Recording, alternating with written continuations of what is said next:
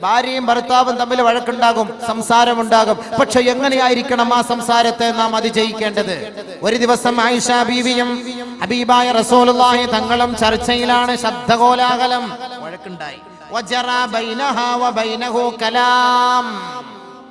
രണ്ടുപേര് സംസാരം മൂർധന്യാവസ്ഥയിലെത്തിയപ്പോ നബി തങ്ങൾ തീരുമാനിച്ചു, നിന്റെ ഉപ്പയെ ഇപ്പൊ ഞാൻ വിളിപ്പിക്കും. നിന്റെ ഉപ്പയെ ഇപ്പൊ വിളിപ്പിക്കും. ആരാ ഉപ്പ? അബൂബക്കർ സിദ്ദീഖ്. ഹത്താ അദ്ഖല ബൈനഹുമാ. നബിയുനാ റസൂലുള്ളാഹി തങ്ങൾ ആളിനെ വിട്ടുകൊണ്ട് ആയിഷ റളിയല്ലാഹു തആല അൻഹയുടെ പിതാവായ അബൂബക്കർ സിദ്ദീഖ് റളിയല്ലാഹു അൻഹുവിനെ വിളിച്ചു വരുത്തുകയാ. ഹകമൻ, വിധി നിർണയം നടത്താൻ. ഇവിടെ ഭാര്യയും ഭർത്താവും തമ്മിൽ വഴക്ക്. ഇവർക്ക് രണ്ടുപേർക്കും കോംപ്രമൈസ് ചെയ്യിപ്പിക്കാൻ ആരാ വരുന്നത്? ആയിഷ ബീവിയുടെ ഉപ്പ വരികയാണ്. അവർക്കിടയിൽ അബൂബക്കർ കടന്നു വരികയാണ്. ഹകമൻ, ജഡ്ജിയായി അബൂബക്കർ സിദ്ദീഖ് റളിയല്ലാഹു അൻഹു വന്നു. നബി തങ്ങൾ ആയിഷ ബീവിയോട് പറഞ്ഞു, തുകല്ലിമീന ഔ അതകല്ലമു. ബഹുമാനപ്പെട്ട പ്രവാചകൻ സല്ലല്ലാഹു അലൈഹി വസല്ലമ തങ്ങൾ തന്റെ പ്രിയപ്പെട്ട പത്നിയുമായുള്ള വഴക്കിൽ, ശണ്ടകൂടലിൽ ആയിഷ ബീവിയോട് അല്ലാഹുവിന്റെ റസൂല് പറഞ്ഞു, നിന്റെ ഉപ്പ വന്നിട്ടുണ്ട്, നീ സംസാരിക്കണോ അതോ ഞാൻ സംസാരിക്കണോ? ചോദ്യം നോക്കണേ, എത്ര മാന്യമായ രീതിയിലല്ലേ. പെണ്ണെ, നിന്റെ ഉപ്പ വന്നിട്ടുണ്ട്, തുകല്ലിമീന ഔ അതകല്ലമു, നീ സംസാരിക്കണോ അതോ ഞാൻ സംസാരിക്കട്ടെ? ആയിഷ ബീവി പറഞ്ഞ വാക്ക് കേട്ടോ, നല്ലപോലെ ശ്രദ്ധിച്ചോണം. തകല്ലം ബൽ തകല്ലം അൻത. അല്ല, നിങ്ങൾ സംസാരിച്ചോളി, നിങ്ങൾ പറഞ്ഞോളി. എന്നിട്ട് ശേഷം ആയിഷ ബീവി ഒരു വാക്കൂടെ കൂട്ടിച്ചേർത്തു, വലാ തഖുൽ ഇല്ലാ ഹഖ്ഖാ. നമുക്കിടയിൽ നടന്ന സത്യം മാത്രമേ പറയാവൂ, ഇല്ലാത്തതൊന്നും കൂട്ടി പറയരുതേ. ആരുടെ മുഖത്ത് നോക്കിയിട്ടായി പറയണത്? നമ്മളെ പോലുള്ള സാദാ സീത ഒരു ഭർത്താവിന്റെ മുഖത്ത് നോക്കിയിട്ടാണോ ഈ പറയുന്നത്? നബിയുനാ റസൂലുള്ളാഹി തങ്ങളുടെ മുഖത്ത് നോക്കിക്കൊണ്ട് ആയിഷ ബീവി റളിയല്ലാഹു അൻഹ പറയുകയാണ്, നിങ്ങൾ സംസാരിച്ചു കൊള്ളുക, പക്ഷേ വലാ തഖുൽ ഇല്ലാ ഹഖ്ഖ, സത്യം മാത്രമേ പറയാവൂ. അബൂബക്കർ സിദ്ദീഖിന് ഉച്ചി മുതൽ ഉള്ളങ്കാല് വരെ പെരുത്തു വരികയും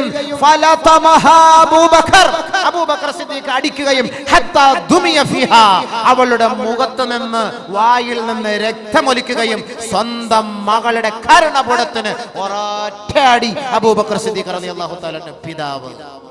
കാരണം എന്താ? അബൂബക്കർ സിദ്ദീഖ് ഫഖാല പറഞ്ഞു, യാ ഉദയ്യതു നഫ്സഹ, തന്റെ ശരീരത്തെ നശിപ്പിച്ച പെണ്ണെ, അവ യഖൂലു ഗൈറൽ ഹഖ്, ഇരിക്കുന്നത് ആരെന്ന് നീ അറിഞ്ഞോ? ലോകത്തിന്റെ നായകൻ, സത്യം ലോകത്ത് വിളിച്ചോതാൻ വന്ന ഹബീബായ റസൂലുള്ളാഹി തങ്ങൾ, ഈ ഹബീബായ തങ്ങൾ കള്ളം പറയുമെന്നോ? എന്ത് വിഡ്ഢിത്തമാണ് നീ വിളിച്ചു പറയുന്നത്?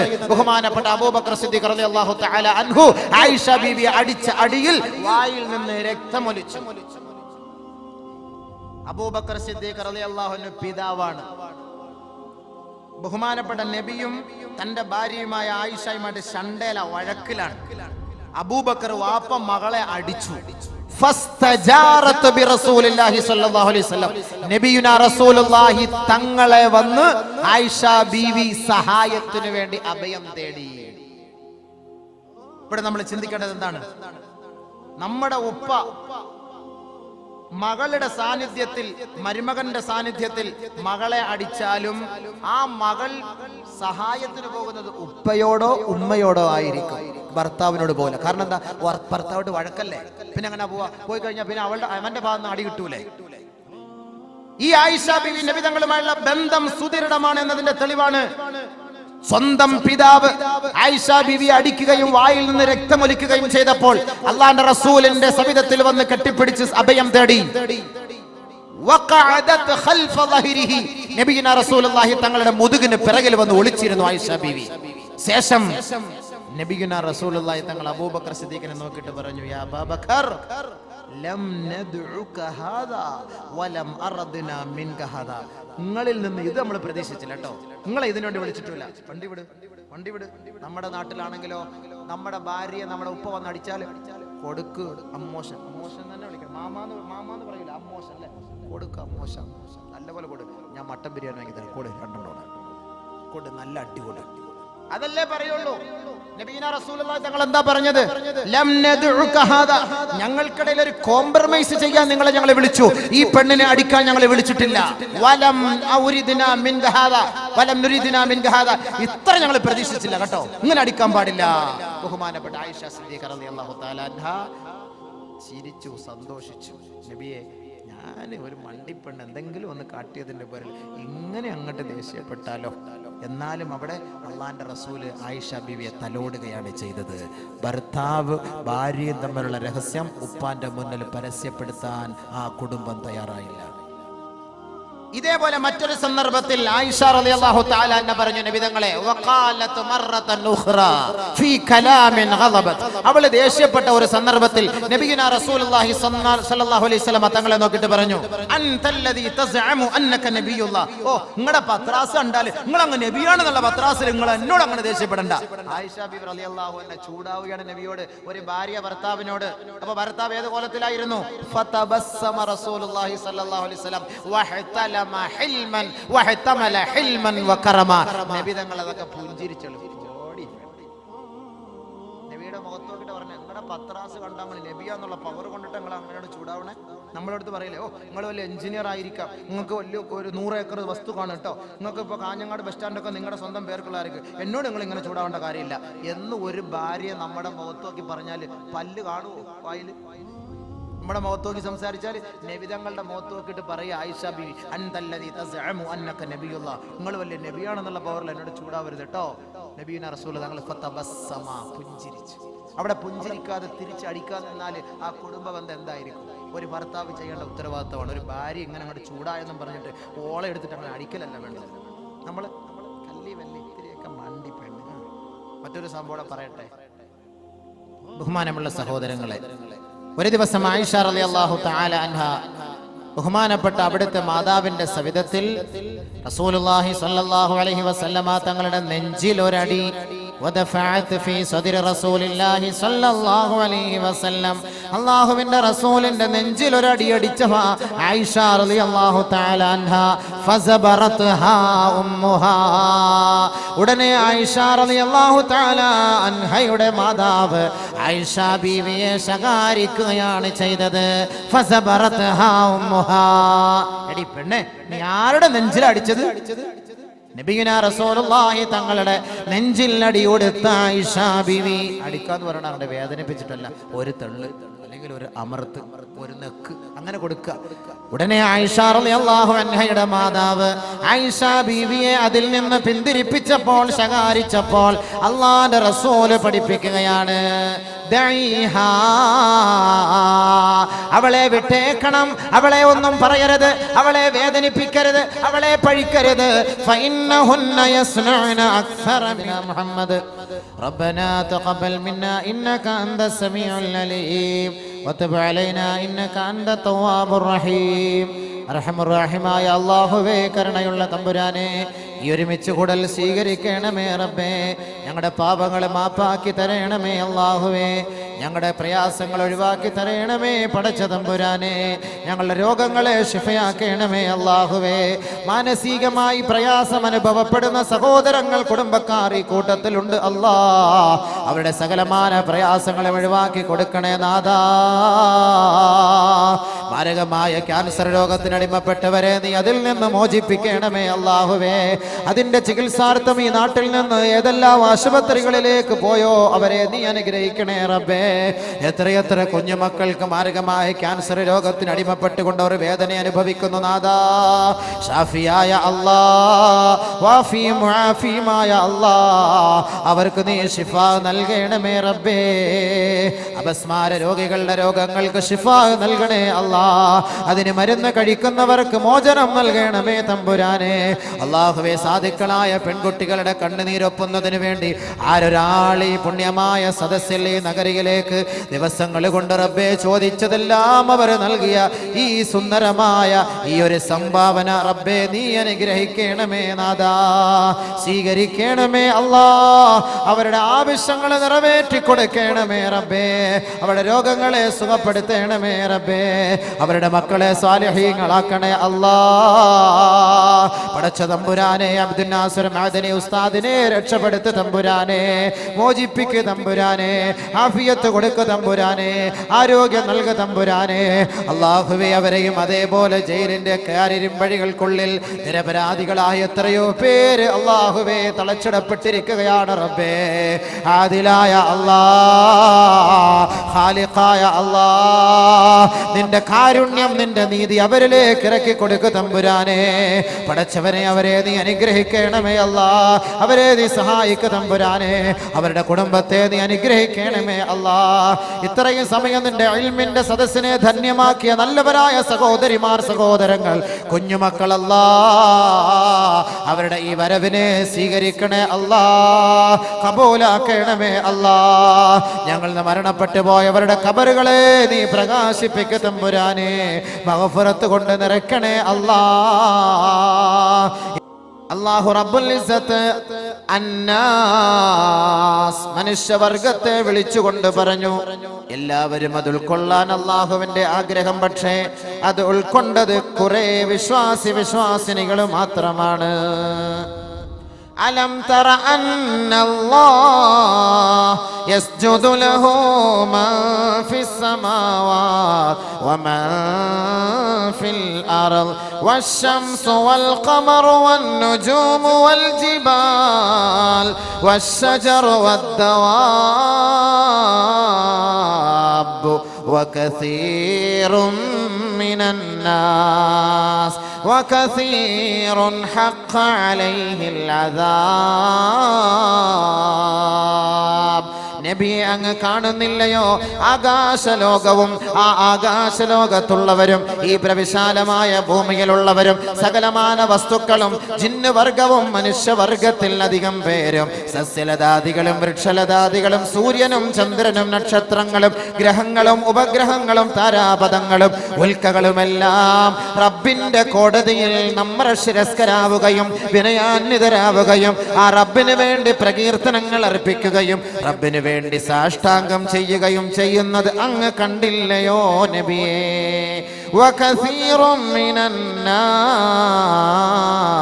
ജനങ്ങളിൽ അധികം പേരും അല്ലാഹുവിനെ നമിക്കുന്നവരത്രേ. വകസീറുൻ ഹഖ്ഖ അലൈഹിൽ അദാബ്, പക്ഷേ മനുഷ്യവർഗത്തിൽ അധികം പേരും അല്ലാഹുവിനെ ധിക്കരിച്ചവരാണ്. അതുകൊണ്ട് റബ്ബ് ലോക ജനതയെ നോക്കിക്കൊണ്ട് പ്രഥമമായി വിളിച്ചു പറയുന്ന സത്യമാണ്, യാ അയ്യുഹന്നാസ് ഇത്തഖൂ റബ്ബക്കും അല്ലദീ ഖലഖക്കും മിൻ നഫ്സിൻ വാഹിദ വഖലഖ മിൻഹാ സൗജഹാ വബث മിൻഹുമാ റിജാലൻ കസീറൻ വനിസാഅ. ഏ മനുഷ്യവർഗമേ, നിങ്ങളെ സൃഷ്ടിച്ച നിങ്ങളുടെ നാഥനെ നിങ്ങൾ ഭയപ്പെടണമേ. നിങ്ങൾക്ക് ഇണയെ സൃഷ്ടിച്ചതവനാണ്. നിങ്ങളെ ഒരു ആണിൽ നിന്നും ഒരു പെണ്ണിൽ നിന്നും സൃഷ്ടിച്ചത് ആ നാഥനത്രേ. അതിൽ നിന്നാണ് നിങ്ങളുടെ ഇണയെയും സഖിയെയും തുണയെയും തിരഞ്ഞെടുത്തത്. അത് റബ്ബ് തന്നെയാണ്. അവനാണ് ഏകൻ, അവനാണ് ഇലാഹ്, അവനല്ലാതെ ഒരാരാധ്യനില്ല തന്നെ. വബസ്സ മിൻഹുമാ റിജാലൻ കസീറൻ വനിസാഅ, ഭാര്യ ഭർത്തൃ ബന്ധത്തിലൂടെ ധാരാളം പെൺകുട്ടികളെയും ധാരാളം ആൺകുട്ടികളെയും ഈ ബൃഹത്തായ ലോകത്തിന് സമ്മാനിച്ച നിങ്ങളുടെ നാഥനെ നിങ്ങൾ ഭയപ്പെടണമേ, വഴിപ്പെടണമേ. ഏ പുരുഷന്മാരെ, നിങ്ങളുടെ കഴിവല്ല കുറെ കുട്ടികൾക്ക് ജന്മമുണ്ടാക്കിയെടുക്കുക. ഏ സ്ത്രീവർഗമേ, നിങ്ങളുടെ കഴിവല്ല കുറെ കുട്ടികൾക്ക് നിങ്ങൾ ജന്മം നൽകുക. ഇതിനെ മുഴുവനും സൃഷ്ടിക്കുകയും സംഹരിക്കുകയും ഉദ്ധരിക്കുകയും ചെയ്യുന്നത് ലോകത്തിന്റെ അധിപരാശക്തിയായ പടച്ച തമ്പുരാനാണ്. ആ റബ്ബാണ് നിങ്ങളോട് പറയുന്നത്, അവൻ മാത്രമാണ് ഇലാഹ്, അവനല്ലാതെ ഒരു ഇലാഹില്ല തന്നെ. അവനാണ് ഈശ്വരൻ, അവനാണ് പ്രജാപതി, അവനാണ് ഹിരണ്യഗർഭൻ, അവനാണ് സ്രഷ്ടാവ്, അവനാണ് നിഖിലസ്തുതികൾ, അവനാണ് അഖിലസ്തുതികൾ, അവനാണ് സങ്കീർത്തനങ്ങൾ, അവനാണ് പ്രകീർത്തനങ്ങൾ. അൽഹംദുലില്ലാഹ്.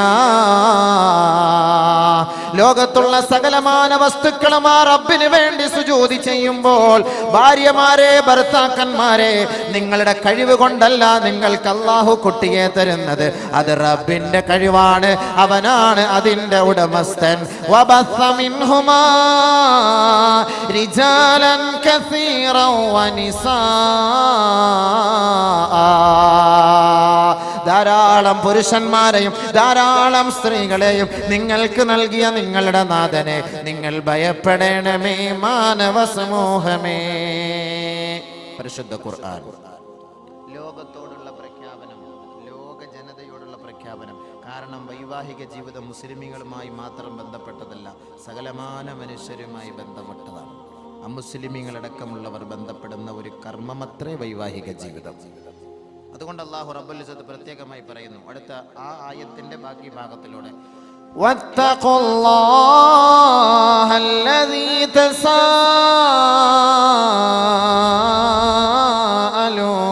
ബിഹി വൽ അർഹാം. ഏതൊരു റബ്ബിനെയാണോ നിങ്ങൾ നമിക്കുന്നത്, ഏതൊരു റബ്ബിനെയാണോ നിങ്ങൾ ആരാധിക്കുന്നത്, ആ റബ്ബിനെ നിങ്ങൾ ഭയപ്പെടുന്നത് പോലെ കുടുംബ ജീവിതത്തെ ഭയപ്പെടണമേ, ഭാര്യ ഭർത്തൃ ബന്ധത്തെ ഭയപ്പെടണമേ, വൈവാഹിക ജീവിതത്തെ ഭയപ്പെടണമേ. അത് കളിയല്ല, അത് ചിരിയല്ല, അത് രസമല്ല, അത് കേവലം നിസാരമായ ജീവിതമല്ല. വിവാഹം കഴിക്കുക, ശാരീരിക സുഖം അനുഭവിക്കുക, അവളെ മൊഴി ചൊല്ലുക, മറ്റൊരു വിവാഹത്തിലേക്ക് കടക്കുക, അവളുമായി ലൈംഗിക ബന്ധം സ്ഥാപിക്കുക, വീണ്ടും അവളെ ഒഴിവാക്കുക, മറ്റൊരു വൈവാഹിക ജീവിതത്തിലേക്ക് കടക്കുക. ഇതല്ല ഇസ്ലാം നിങ്ങളെ പഠിപ്പിക്കുന്ന വൈവാഹിക ജീവിതം. പരിശുദ്ധ ഖുർആനിൽ അല്ലാഹു വ്യക്തമായി അടിവരയിട്ട് പഠിപ്പിക്കുകയാണ്. യുവാക്കളെ, യുവതികളെ, വത്തഖുല്ലാഹല്ലദീ തസാഅലൂന ബിഹി വൽ അർഹാം. അല്ലാഹുവിനെ ഭയപ്പെടുന്നത് പോലെ തന്നെ ഭാര്യയെ നിങ്ങൾ ഭയപ്പെടണമേ, ഭർത്താവിനെ ഭയപ്പെടണമേ, ഭാര്യ ഭർത്തൃ ജീവിതത്തെ ഭയപ്പെടണമേ, കുടുംബ ബന്ധത്തെ ഭയപ്പെടണമേ. കാരണം ഇതൊരു ബലിഷ്ഠമായ കരാറത്രേ, ബലിഷ്ഠമായ കരാർ. അതാണ് പരിശുദ്ധ ഖുർആൻ, പരിശുദ്ധ ഇസ്ലാം വൈവാഹിക ജീവിതത്തിന് നൽകുന്ന സന്ദേശം. കേവലം നിങ്ങൾക്ക് അടിച്ച് പന്ത് കളിക്കാൻ പറ്റിയ ഒരു തമാശയല്ല ഭാര്യ, അതേപോലെ പന്ത് കളിക്കാൻ പറ്റിയ ഒരാളല്ല, ഉപകരണമല്ല ഭർത്താവ്. സ്വർഗം കൊണ്ട് തുടക്കം കുറിച്ച ഒരു കർമ്മമാണ് വൈവാഹിക ജീവിതം. അത് ഈ ദുനിയാവിൽ നിലച്ചു പോകുന്നില്ല, അത് സ്വർഗം വരെ എത്തിച്ചേരുന്ന ഒരു കർമ്മമത്രേ. സ്വർഗം കൊണ്ട് തുടങ്ങിയ കർമ്മം അത് സ്വർഗത്തിൽ ചെന്ന് അവസാനിക്കും. ആദം നബി അലൈഹിസ്സലാത്തു വസ്സലാം ബീവി ഹവ്വയുമായുള്ള ബന്ധമാണ് സ്വർഗത്തിൽ വിവാഹത്തിന് തുടക്കം. നമ്മൾ മരണപ്പെട്ടതിന് ശേഷം നാളെ സ്വർഗത്തിൽ ഈ ഭാര്യ, ഈ ഭർത്താവ് അവിടെ ഒരുമിച്ച് കൂടും. പരിശുദ്ധ ഖുർആൻ അല്ലാഹു അവതരിപ്പിക്കുകയാണ്. ഹും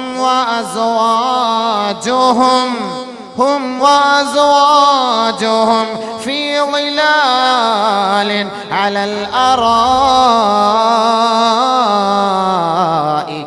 മുത്തഖിഊൻ.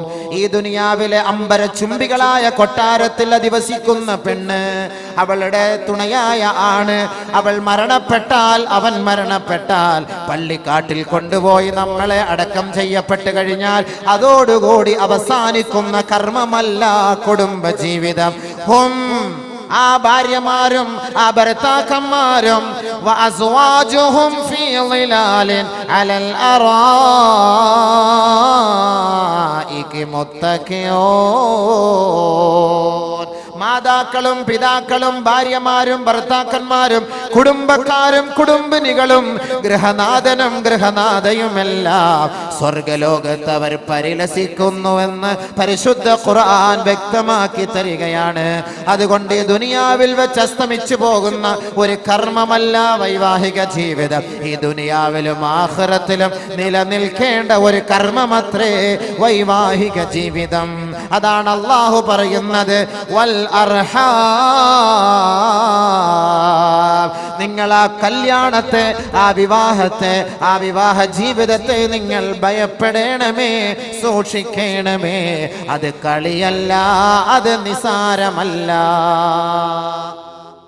വിവാഹം എന്താ നിങ്ങൾ ധരിച്ചത്? നമ്മുടെ ശാരീരിക ഇച്ഛ പൂർത്തീകരിക്കുന്ന ഒരു മാനദണ്ഡം മാത്രമാണോ വിവാഹം? ഏയ്, സ്വർഗത്തിലെത്തിപ്പെടാനുള്ള ഒരു കർമ്മമാണ് വിവാഹം. സ്വർഗത്തിൽ കടക്കണമെങ്കിൽ വിവാഹം കഴിക്കണം. ലാ സറൂറത ഫിൽ ഇസ്ലാം. നബിയുനാ റസൂലുള്ളാഹി തങ്ങൾ പഠിപ്പിക്കുകയാണ്, ഇസ്ലാമിൽ സന്യാസ ജീവിതമില്ല. സ്വർഗത്തിൽ കടക്കണമോ നിങ്ങൾ വൈവാഹിക ജീവിതവുമായി ബന്ധപ്പെടണമേ. അനസ് റളിയല്ലാഹു അൻഹു റിപ്പോർട്ട് ചെയ്യുന്ന ഹദീസിൽ കാണാം, കാന റസൂലുള്ളാഹി സ്വല്ലല്ലാഹു അലൈഹി വസല്ലമ യഅ്മുറുനാ ബിൽ ബാഅ വയൻഹാ അനി തബത്തുലി നഹിയൻ ശദീദാ. വൈവാഹിക ജീവിതത്തെ ഞങ്ങളോട് കൽപ്പിക്കുമായിരുന്നു, പ്രചോദനം ചെയ്യുമായിരുന്നു. അവിവാഹിതനാകുന്നതിൽ നിന്ന് ഞങ്ങളെ നിരുത്സാഹപ്പെടുത്തുമായിരുന്നു ഹബീബായ റസൂലുള്ളാഹി സ്വല്ലല്ലാഹു അലൈഹി വസല്ലം. നബിയുടെ ശൈലി എന്താണ്? വിവാഹം കഴിക്കാൻ കൽപ്പിക്കും, കല്യാണം കഴിക്കുക. ആരെങ്കിലും ക്രോണിക് ബാച്ചിലറായിട്ട് നടക്കുന്നുവെങ്കിൽ അവനെ താക്കീത് ചെയ്യും, അത് നടക്കരുത്. ഇസ്ലാം അത് വെറുക്കുന്ന ഒരു കർമ്മമാണ്. അതുകൊണ്ട് നിങ്ങൾ വിവാഹം കഴിക്കണം. പരിശുദ്ധ ഇസ്ലാം പഠിപ്പിക്കുന്ന വിവാഹം കഴിക്കണം. അവിവാഹിതനാകാൻ ഇസ്ലാം അനുവദിക്കുന്നില്ല. അങ്ങനത്തെ ഒരു സാഹചര്യം വന്നാൽ മാത്രം, അതല്ലാതെ അവിവാഹിതനാകാൻ പാടില്ല. ക്രോണിക് ബാച്ചിലറാകാനും പാടില്ല. കല്യാണത്തിനുള്ള ആഫിയത്ത്, ആരോഗ്യം വന്നു കഴിഞ്ഞാൽ കഴിച്ചു കൊള്ളണം. എന്തേ കല്യാണം കഴിക്കാത്തത്? സമയമായിട്ടും വിവാഹം കഴിക്കാത്തത് എന്ത്? സമ്പത്തില്ല. അതാണ് പറയുന്ന ഒരു മാനദണ്ഡം. നബിയുനാ റസൂലുള്ളാഹി തങ്ങൾ പറയുകയാണ്, സലാസത്തുൻ, 3 കൂട്ടർ, ഹഖ്ഖുൻ അലല്ലാഹി ഔനുഹും, അവരെ സഹായിക്കേണ്ട ബാധ്യത അല്ലാഹുവിനത്രേ. 3 പേരെ സഹായിക്കേണ്ട ബാധ്യത അല്ലാഹുവിനാണ്. 1, അൽ മുജാഹിദു ഫീ സബീലില്ലാഹ്, അല്ലാഹുവിന്റെ രണഭൂമിയിൽ, അല്ലാഹുവിന്റെ മാർഗത്തിൽ രക്തസാക്ഷിയാകാൻ, വീരമൃത്യു വരിക്കാൻ തയ്യാറുള്ള വ്യക്തിയാരോ അവരെ സഹായിക്കൽ അല്ലാഹുവിന്റെ ബാധ്യതയാണ്. 2, വന്നാകിഹു യുരീദു അൻ യസ്തഅഫിഫ്, പരിശുദ്ധി ആഗ്രഹിച്ചുകൊണ്ട് വിവാഹം കഴിക്കാൻ കൊതിക്കുന്ന യുവാക്കളെ അല്ലാഹു റബ്ബുൽ ഇസ്സത്ത് അവരെ സഹായിക്കുമെന്ന് ശഫീഉനാ റസൂലുള്ളാഹി. പരിശുദ്ധി ആഗ്രഹിച്ച് വിവാഹം കഴിക്കാൻ ഇഷ്ടപ്പെടുന്ന വ്യക്തികൾ ആരാണോ അവരെ സഹായിക്കേണ്ട ബാധ്യത അല്ലാഹുവിനാണെന്ന് ഹബീബായ റസൂലുള്ളാഹി സ്വല്ലല്ലാഹു അലൈഹി വസല്ലം. അതുകൊണ്ട് അല്ലാഹു തആല പറയുന്നു, وَأَنكِحُوا الْأَيَامَ مِنكُمْ وَالصَّالِحِينَ مِنْ عِبَادِكُمْ وَإِمَائِكُمْ إِنْ يَكُونُوا فُقَرَاءَ يُغْنِهِمُ اللَّهُ مِنْ فضله والله واسع عليم.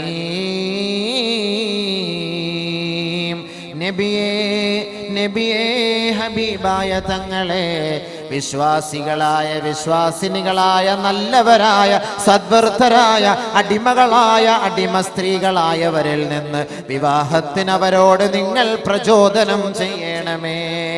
ഇയകൂനു ഫുഖറാ, ഒരുപക്ഷെ അവർ സാധുക്കളാണെങ്കിൽ, അവർക്ക് സമ്പത്ത് കുറഞ്ഞവരാണെങ്കിൽ, യുഗ്നിഹുമുല്ലാഹു മിൻ ഫളി, അല്ലാഹുവിന്റെ മഹത്തായ ഔദാര്യത്താൽ അല്ലാഹു അവരെ സമ്പന്നനാക്കും, ധന്യതയിലെത്തിക്കും. നബിയെ, അതുകൊണ്ട് വൈവാഹിക ജീവിതത്തെ കൊണ്ട് പ്രചോദനം നൽകണമേ ഹബീബേ. അതുകൊണ്ട് കല്യാണം കഴിക്കാതിരിക്കരുത്. ക്രോണിക് ബാച്ചിലർ പെട്ടെന്ന് നിക്കാഹ് കഴിച്ചോളി. സഅദ് ഇബ്നു ഹിശാം റളിയല്ലാഹു അൻഹു റിപ്പോർട്ട് ചെയ്യുന്ന ഹദീസിൽ കാണാം, ഒരു ദിവസം മഹദിയായ ആയിഷ ബീവിയുടെ അരികിലേക്ക് സഅദ് ഇബ്നു ഹിശാം റളിയല്ലാഹു അൻഹു വന്നിട്ട് ചോദിക്കുകയാണ്, ഏ മഹദി അവരുകളെ, ഇന്നി ഉരീദു അൻ അസ്അലകി ഷൈആ, ഒരു സംശയം അവിടുത്തെ സദസ്സിൽ ചോദിക്കാൻ ഞാൻ കൊതിക്കുന്നു. ഫമാ തറൈന ഫീഹി, എന്താണ് അവിടുത്തെ അഭിപ്രായം? ആയിഷ റളിയല്ലാഹു അൻഹയോട് ചോദിക്കാൻ സഹാബി വരികയാണ്. എന്തേ സംശയം? അനി തബത്തുൽ, ഞാൻ അവിവാഹിതനാകാൻ ഇഷ്ടപ്പെടുന്നു മഹദി അവറുകളെ, അതുകൊണ്ട് വിവാഹത്തിനെ കുറിച്ചുള്ള അതിൻ്റെ അവിടുത്തെ അഭിപ്രായം എന്തെന്ന് ഒന്ന് അറിയിച്ചു തന്നാലും. എനിക്ക് വിവാഹം കഴിക്കാൻ ഇഷ്ടമില്ല, അതുകൊണ്ട് ഞാൻ അവിവാഹിതനാകാൻ ആഗ്രഹിക്കുന്നു. എന്താണ് അവിടുത്തെ അഭിപ്രായം? ഉടനെ ആയിഷ റളിയല്ലാഹു തആല അൻഹ പരിശുദ്ധ ഖുർആനിലെ ഒരു ആയത്ത് ഓതി കേൾപ്പിക്കുകയാണ്. വലഖദ് അർസൽനാ من قبلك وجعلنا لهم أزواجا وذرية فلا تتبتل. ബഹുമാനപ്പെട്ട ആയിഷ സിദ്ദീഖ റളിയല്ലാഹു അൻഹ ഓതി കൊടുത്തു. ഹബീബായ റസൂലുള്ളാഹി തങ്ങൾക്ക് അല്ലാഹു അവതരിപ്പിച്ച ആയത്താണ്. വലഖദ് അർസൽനാ റസൂലൻ മിൻ ഖബലിക്, നബിയേ അങ്ങേക്ക് മുമ്പ് ധാരാളം പ്രവാചകന്മാരെ ഈ ലോകത്തേക്ക് നാം നിയോഗിച്ചിട്ടുണ്ട്. വജഅൽനാ ലഹും അസ്വാജാ, വജഅൽനാ ലഹും അസ്വാജാ, അവർക്ക് നാം ഭാര്യമാരെ നൽകി ഹബീബേ. വദുർരിയ, അവർക്ക് സന്താനങ്ങളെയും നാം നൽകി. അതുകൊണ്ട് സഅദേ ഫലാ തതബത്തൽ, നീ അവിവാഹിതനാകരുതേ, വിവാഹം കഴിക്കണേ, വിവാഹിതനാകണമേ മഹദിയായ ആയിഷ. കല്യാണം കഴിച്ചോ, വിവാഹം കഴിക്കേണ്ട സമയത്തിയാല് കല്യാണം കഴിച്ചോ, ചിന്തിക്കാൻ പാടില്ല. ഇത് ഖുർആനും ഹദീസും കൊണ്ട് സ്ഥിരപ്പെട്ട നിസ്സായ സത്യമാണിത്. ബഹുമാനമുള്ള സഹോദരങ്ങളെ, വിവാഹം കഴിക്കാൻ നമ്മൾ നിയ്യത്തെടുത്തു കഴിഞ്ഞാൽ എന്താണ് ആദ്യം ചെയ്യേണ്ട പരിപാടി എന്നറിയോ? പെണ്ണിനെ പോയി കാണണം. പെണ്ണ് കാണാതെ കല്യാണം കഴിക്കരുത്. ശ്രദ്ധിക്കേണ്ട വിഷയം തന്നെയാണ്. കല്യാണം ഫോട്ടോയിലൊന്നും കണ്ടിട്ട് പെണ്ണിന്റെ ചന്തമാണ്, അവള് നല്ല മൊഞ്ചുള്ള അടിച്ചുപൊളിയുള്ള, അതൊന്നും പറഞ്ഞിട്ട് കാര്യമില്ല. പെണ്ണ് എന്തായാലും ചിരിച്ചുകൊണ്ടിരിക്കൂലല്ലോ ഫോട്ടോയിൽ. ചില പെണ്ണുങ്ങൾ ചിരിച്ചാലും പുഞ്ചിരിക്കുള്ളൂ, പല്ല് കാണൂല. അതുകൊണ്ട് എന്ത് ചെയ്യണം? അവളെ പോയി നേരിട്ട് കണ്ട് സംസാരിച്ച് അവളുടെ പല്ല്, അവളുടെ ചുണ്ട്, അവളുടെ നാവ്, അവളുടെ ശരീരഭാഗങ്ങൾ, ആകാര സൗഷ്ഠവങ്ങൾ ഒറ്റ നോട്ടത്തിൽ നമുക്ക് മനസ്സിലാക്കാൻ കഴിയും. അതല്ലാതെ തൊള്ള തുറന്ന് നോക്കാനല്ല പറയാം. അവളെ പോയി കണ്ട് സംസാരിച്ച് മനസ്സിലാക്കിയിട്ട് അവളുടെ സ്വഭാവ രീതികളൊക്കെ നമുക്ക് ഒറ്റ നോട്ടത്തിൽ മനസ്സിലാക്കാൻ കഴിയും.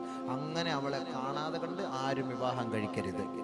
പെണ്ണ് കാണാതെ, അതേപോലെ പെണ്ണ് ചെറുക്കനെ കാണാതെ, രണ്ടു കൂട്ടരും തൃപ്തിപ്പെടാതെ വിവാഹത്തിന് വേണ്ടി നിങ്ങൾ കൈ കൊടുക്കരുത്. ഉപ്പമാരും ഉമ്മമാരും ഏതെങ്കിലും ഗൾഫിൽ നിൽക്കുന്ന മക്കൾക്ക് പെണ്ണിനെ കണ്ടുവെക്കും, ഇവിടെ ആലോചിച്ച് റെഡിയാക്കി ഒക്കെ വെക്കും, ഉറപ്പിച്ച് റെഡിയാക്കി വെക്കും. മോനെ നീ വന്നാലും നിനക്ക് ഞാൻ വിവാഹം കഴിപ്പിച്ചു തരാം, എല്ലാം ഓക്കെയാണ്. പക്ഷെ അവന് ഇഷ്ടമില്ലാത്ത പെണ്ണായിരിക്കും. ഒരിക്കലും അതിന് ഉപ്പയും ഉമ്മയും തയ്യാറാകരുത്. അത് ഏറ്റവും വലിയ തെറ്റാണ്. ആ കുടുംബ ജീവിതം റാഹത്തിലെത്തൂല, അതാകെ ഇടങ്ങേറിലാവും. അത് നബിതങ്ങൾ പറയുന്നു.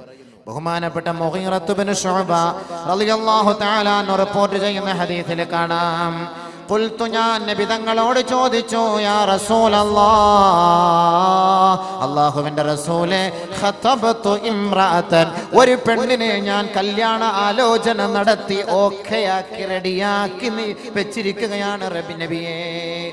ഒരു പെണ്ണിനെ കല്യാണ ആലോചന നടത്തി ശരിയാക്കി റെഡിയാക്കിയിരിക്കുകയാണ്. നബി തങ്ങളുടെ അഭിപ്രായം ചോദിക്കുകയാണ്.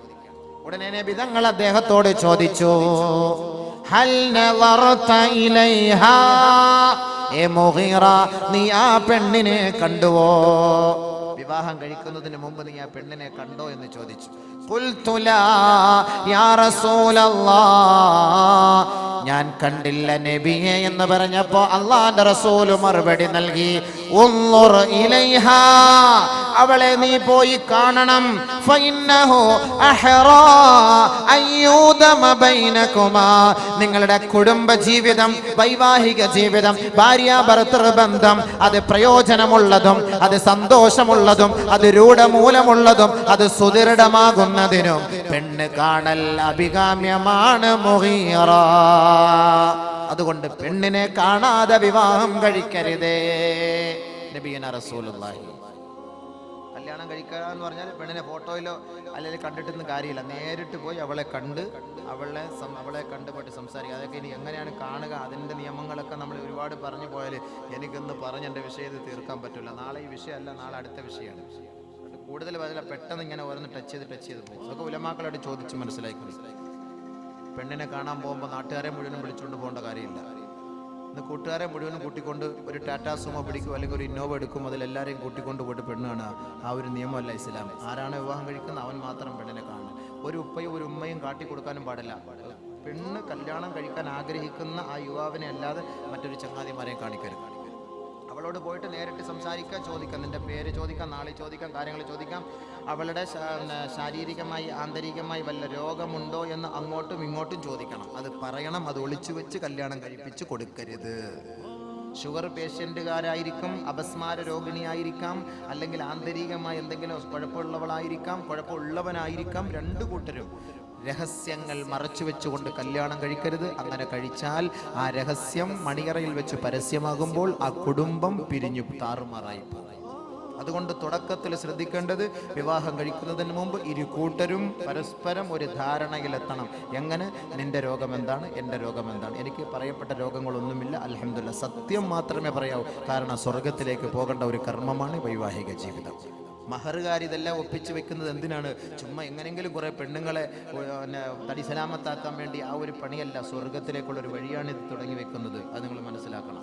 സ്വർഗത്തിലേക്കുള്ളൊരു പാതയാണിത്. പെണ്ണുങ്ങൾ പിഴച്ചു പോകാതിരിക്കാൻ വിവാഹപ്രായമെത്തിയ പെണ്ണ് അവൾക്കൊരു കുടുംബജീവിതം നയിക്കാനുള്ള ഒരു ത്രാണി ഉണ്ടാകാതെ വരുമ്പോൾ അവളുടെ കണ്ണുനീരൊപ്പിയെടുക്കുന്നതിന് വേണ്ടിയുള്ള ഒരു പ്രവർത്തനമാണ് മഹർ നടത്തുന്നത്. അപ്പം അതുകൊണ്ട് അങ്ങനെ ചെയ്ത് അവളെ സ്വർഗത്തിലേക്ക് കൈപിടിച്ചുയർത്തുക സ്വർഗത്തിലേക്ക് പോകുന്നതിനുള്ള ഒരു വഴിയാണ്. അതുകൊണ്ട് അത് നിങ്ങൾ മനസ്സിലാക്കണം. കളിയല്ല, ചിരിയല്ല, തമാശയല്ല. അതുകൊണ്ട് തുടക്കത്തിൽ തന്നെ അവനോട് ചോദിച്ച് ഇരു കൂട്ടരെ സമ്മതിക്കണം. ഭാര്യയും ഒരു പെണ്ണും ഒരാണും കണ്ട് പരസ്പരം നല്ല നിലയിൽ ഇഷ്ടപ്പെട്ടിട്ടല്ലാതെ കണ്ട് നിങ്ങൾ കല്യാണത്തിന് മൂളരുത്, സമ്മതിക്കരുത്. നബിയുനാ റസൂലുള്ളാഹി സ്വല്ലല്ലാഹു അലൈഹി വസല്ലമ തങ്ങൾ പറയുന്നു, ഒരു പെണ്ണിനെയും നിങ്ങൾ നിർബന്ധിക്കരുത്. ലാ തുൻകഹുൽ അയ്യിമു ഹത്താ തുസ്തഅമറ വലാ തുൻകഹുൽ ബിക്റു ഹത്താ തുസ്തഅദന. വിധവയായ പെണ്ണ് അവൾ പറഞ്ഞിട്ടല്ലാതെയും, കന്യകയായ പെണ്ണ് അവളുടെ അനുവാദമില്ലാതെയും നിങ്ങൾ വിവാഹം കഴിച്ചു കൊടുക്കരുത്. വിധവയായ പെണ്ണ് ആ വിധവയായ പെണ്ണാണെങ്കിൽ അവളുടെ അനുവാദം കിട്ടണം. ഇങ്ങോട്ട് ഉപ്പ, ചില പെണ്ണുങ്ങൾക്ക് ഭർത്താവ് മരിച്ചുപോയ വിരഹ ദുഃഖത്താൽ വിഷമിച്ച് മറ്റൊരു വിവാഹം വേണ്ട എന്ന് ആഗ്രഹിക്കുന്നവളുണ്ടാകും. അതുകൊണ്ട് നമ്മൾ അവളെ ഇടയ്ക്കിടയ്ക്ക് പോയി ഇടങ്ങേറാക്കണ്ട. അവൾ പറയും എനിക്കൊരു വിവാഹം വേണം, 1 വർഷം 2 വർഷം കഴിഞ്ഞൊരു വിവാഹം വേണമെന്ന് പറയുമ്പോൾ നിങ്ങൾ അവളെ വിവാഹം കഴിപ്പിച്ചു കൊടുക്കുക. കന്യകയായ പെണ്ണ്, വിവാഹപ്രായമെത്തിയ പെണ്ണ്, ആ പെണ്ണ് കല്യാണം കഴിപ്പിക്കാൻ ഉപ്പ തീരുമാനിച്ചാൽ അവളെ വിളിക്കണം. മോളെ, എൻ്റെ ഉപ്പ നിനക്കൊരു ചെറുക്കനെ നോക്കി വെച്ചിട്ടുണ്ട്, എന്താണ് നിന്റെ അഭിപ്രായം? കല്യാണം കഴിപ്പിച്ചു കൊടുക്കട്ടെ, എൻ്റെ അഭിപ്രായം എന്താ ചോദിക്കണം. അഭിപ്രായം ചോദിക്കാതെ, പെണ്ണിന്റെ അനുവാദമില്ലാതെ നിങ്ങൾ വാപ്പ നിർബന്ധിച്ച് വിവാഹം കഴിപ്പിച്ചു കൊടുക്കാൻ പാടില്ല. ഖാലു, സഹാബത്ത് ചോദിക്കുകയാണ്, കൈഫ ഇദ്നുഹാ യാ റസൂലല്ലാഹ്, എന്താണ് അനുവാദം നബിയെ? ഒരു കന്യകയായ പെണ്ണിനോട് വിവാഹത്തെ കുറിച്ച് ചോദിക്കുമ്പോൾ അവളുടെ ഭാഗത്തു നിന്നുള്ള മറുപടി എങ്ങനെയായിരിക്കുമെന്ന് അള്ളാന്റെ റസൂലിനോട് സഹാബത്ത് ചോദിച്ചപ്പോൾ അള്ളാന്റെ റസൂല് മറുപടി പറഞ്ഞു, അൻതസ്കുതാ. ഒരു പിതാവ് തന്റെ മകളെ വിളിച്ചിട്ട് വിവാഹം കഴിപ്പിക്കാൻ ഞാൻ ആഗ്രഹിക്കുന്നു എന്ന് പറയുമ്പോൾ അവൾ മൗനം ദീക്ഷിച്ചാൽ അതിന്റെ അർത്ഥം സമ്മതം. മൗനം സമ്മതം, അതാണ് അതിന്റെ അർത്ഥം. ഞങ്ങൾ പറഞ്ഞു, അതെല്ലാം നിർബന്ധിച്ച് വിവാഹം കഴിക്കരുത്. ഹൻസ റളിയല്ലാഹു തആല അൻഹ റിപ്പോർട്ട് ചെയ്യുന്ന ഹദീസിൽ കാണാം, ഇന്ന അബാഹാ സവ്വജഹാ വഹിയ കാരിഹത്തുൻ, അവൾ ഇഷ്ടപ്പെടാത്ത ഒരു ഭർത്താവിനെ തന്റെ ഉപ്പ നിർബന്ധിച്ച് വിവാഹം കഴിപ്പിച്ചു കൊടുത്തു. അല്ലാഹുവിന്റെ റസൂലിന്റെ ഹളറത്തിൽ വന്നുകൊണ്ട് അവൾ പറയുകയാണ്, യാ റസൂലല്ലാഹ്, എന്റെ ഉപ്പ എന്നെ നിർബന്ധിപ്പിച്ച് വിവാഹം കഴിപ്പിച്ചു കൊടുത്തു നബിയേ, എനിക്ക് ആ വിവാഹത്തോട് താല്പര്യമില്ല യാ റസൂലല്ലാഹ്. ഫറദ്ദഹാ റസൂലുള്ളാഹി സ്വല്ലല്ലാഹു അലൈഹി വസല്ലം, അല്ലാഹുവിന്റെ റസൂൽ ആ വിവാഹ അസാധുവാക്കി എന്ന് ഹദീസിൽ കാണാം. മറ്റൊരു റിവായത്തിൽ കാണാം, ഹൻസ റളിയല്ലാഹു തആല അൻഹ നബി തങ്ങളോട് ഈ ആവശ്യം ഉന്നയിച്ചു പറഞ്ഞപ്പോ അല്ലാഹുവിന്റെ റസൂലിന്റെ മുന്നിൽ ഹൻസ റളിയല്ലാഹു അൻഹ പറഞ്ഞു, യാ റസൂലല്ലാഹ്, ഞങ്ങൾ യുവതികളാണ്, ഞങ്ങൾക്ക് ഒരുപാട് അഭിലാഷങ്ങളും ആഗ്രഹങ്ങളുമുണ്ട്. ഒരു ഭർത്താവ് ആരായിരിക്കണം, ആ ഭർത്താവിന്റെ അവസ്ഥകളെ കുറിച്ചറിയണം. അതുകൊണ്ട് ഞങ്ങളുടെ മാനസിക അവസ്ഥ മനസ്സിലാക്കാതെ ഒരു പെണ്ണിനെയും ഒരു ഉപ്പമാരും നിർബന്ധിക്കാൻ പാടില്ല. അതുകൊണ്ട് എന്റെ ഉപ്പ എന്നെ നിർബന്ധിപ്പിച്ച് വിവാഹം കഴിപ്പിച്ചത് ഞാൻ സമ്മതിക്കാം നബിയെ. ഇനി മേലിൽ ലോകത്ത് ഒരു മുസ്ലിം പെണ്ണിനെയും അവളുടെ പിതാവ് അവളുടെ അനുവാദമില്ലാതെ വിവാഹം കഴിപ്പിക്കാൻ പാടില്ല. അതുകൊണ്ട് ഉപ്പമാരുടെ ശ്രദ്ധയ്ക്ക്, ഉമ്മമാരുടെ ശ്രദ്ധയ്ക്ക് മകളുടെ അനുവാദം ചോദിച്ചിട്ട് വേണം വിവാഹം കഴിച്ചു കൊടുക്കാൻ. ബഹുമാനമുള്ള സഹോദരങ്ങളെ, അതേപോലെ പെൺകുട്ടികളെ നിങ്ങൾ ഉപ്പമാരുടെയും ഉമ്മമാരുടെയും അനുവാദം ഇല്ലാതെ നിങ്ങൾക്ക് സ്വന്തമായിട്ട് രജിസ്റ്റർ വിവാഹം കഴിക്കാമോ? പാടില്ല, അതും പാടില്ല. ആരെങ്കിലും ഒക്കെ നാട്ടിൽ പോയിട്ട് അല്ലെങ്കിൽ എവിടെയെങ്കിലും ഒക്കെ പോയിട്ട് കോളേജിലോ ക്യാമ്പസിലൊക്കെ പോയിട്ട് ആരെങ്കിലും കണ്ട് സ്നേഹിച്ചിട്ട് റോസാപ്പൂ അങ്ങോട്ട് കൊടുക്കുക, ബ്ലൂടൂത്ത് ഇങ്ങോട്ട് അയക്കുക, മൊബൈൽ അങ്ങോട്ട് വാങ്ങിച്ചു കൊടുക്കുക, ചുരിദാർ ഇങ്ങോട്ട് വാങ്ങിച്ചു കൊടുക്കുക. അപ്പൊ അങ്ങനെയൊക്കെ ഉള്ള പരിപാടികളാണല്ലോ ഗേൾ ഫ്രണ്ട് ബോയ് ഫ്രണ്ട്. അപ്പൊ ഇങ്ങനെയൊക്കെയുള്ള സംസ്കാരം ഇന്നുണ്ട്, അന്നുണ്ടായിരുന്നു. അന്ന് ഖുർആൻ വന്നപ്പോൾ അതൊക്കെ വലിച്ചെറിഞ്ഞു. ഇന്ന് ഖുർആൻ കേട്ടവർ വീണ്ടും അതിലേക്ക് ആകൃഷ്ടരായിക്കൊണ്ടിരിക്കുകയാണ്. അങ്ങനെ ഏതെങ്കിലും ഒരു ഭർത്താവിനെ നിന്റെ തുണയായി, നിന്റെ സഖിയായി നിനക്ക് ഇഷ്ടപ്പെടാമോ? പാടില്ല. ജാഹിലിയ കാലഘട്ടങ്ങളിലെ സ്വഭാവമായിരുന്നു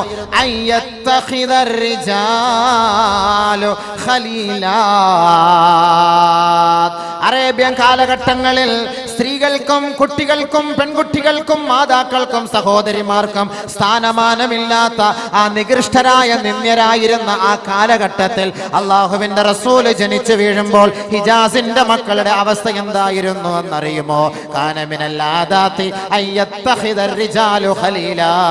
താൻ ഇഷ്ടപ്പെടുന്ന ഒരു പെണ്ണിനെ പോയി പിടിക്കുക, അവളെ തന്റെ സഖിയാക്കുക, അവളെ തന്റെ കൂട്ടുകാരിയാക്കുക, തന്റെ ശാരീരിക ഇച്ഛകൾ പൂർത്തീകരിക്കുക, അവളെ കറിവേപ്പില പോലെ വലിച്ചെറിയുക. അതേപോലെ തന്നെ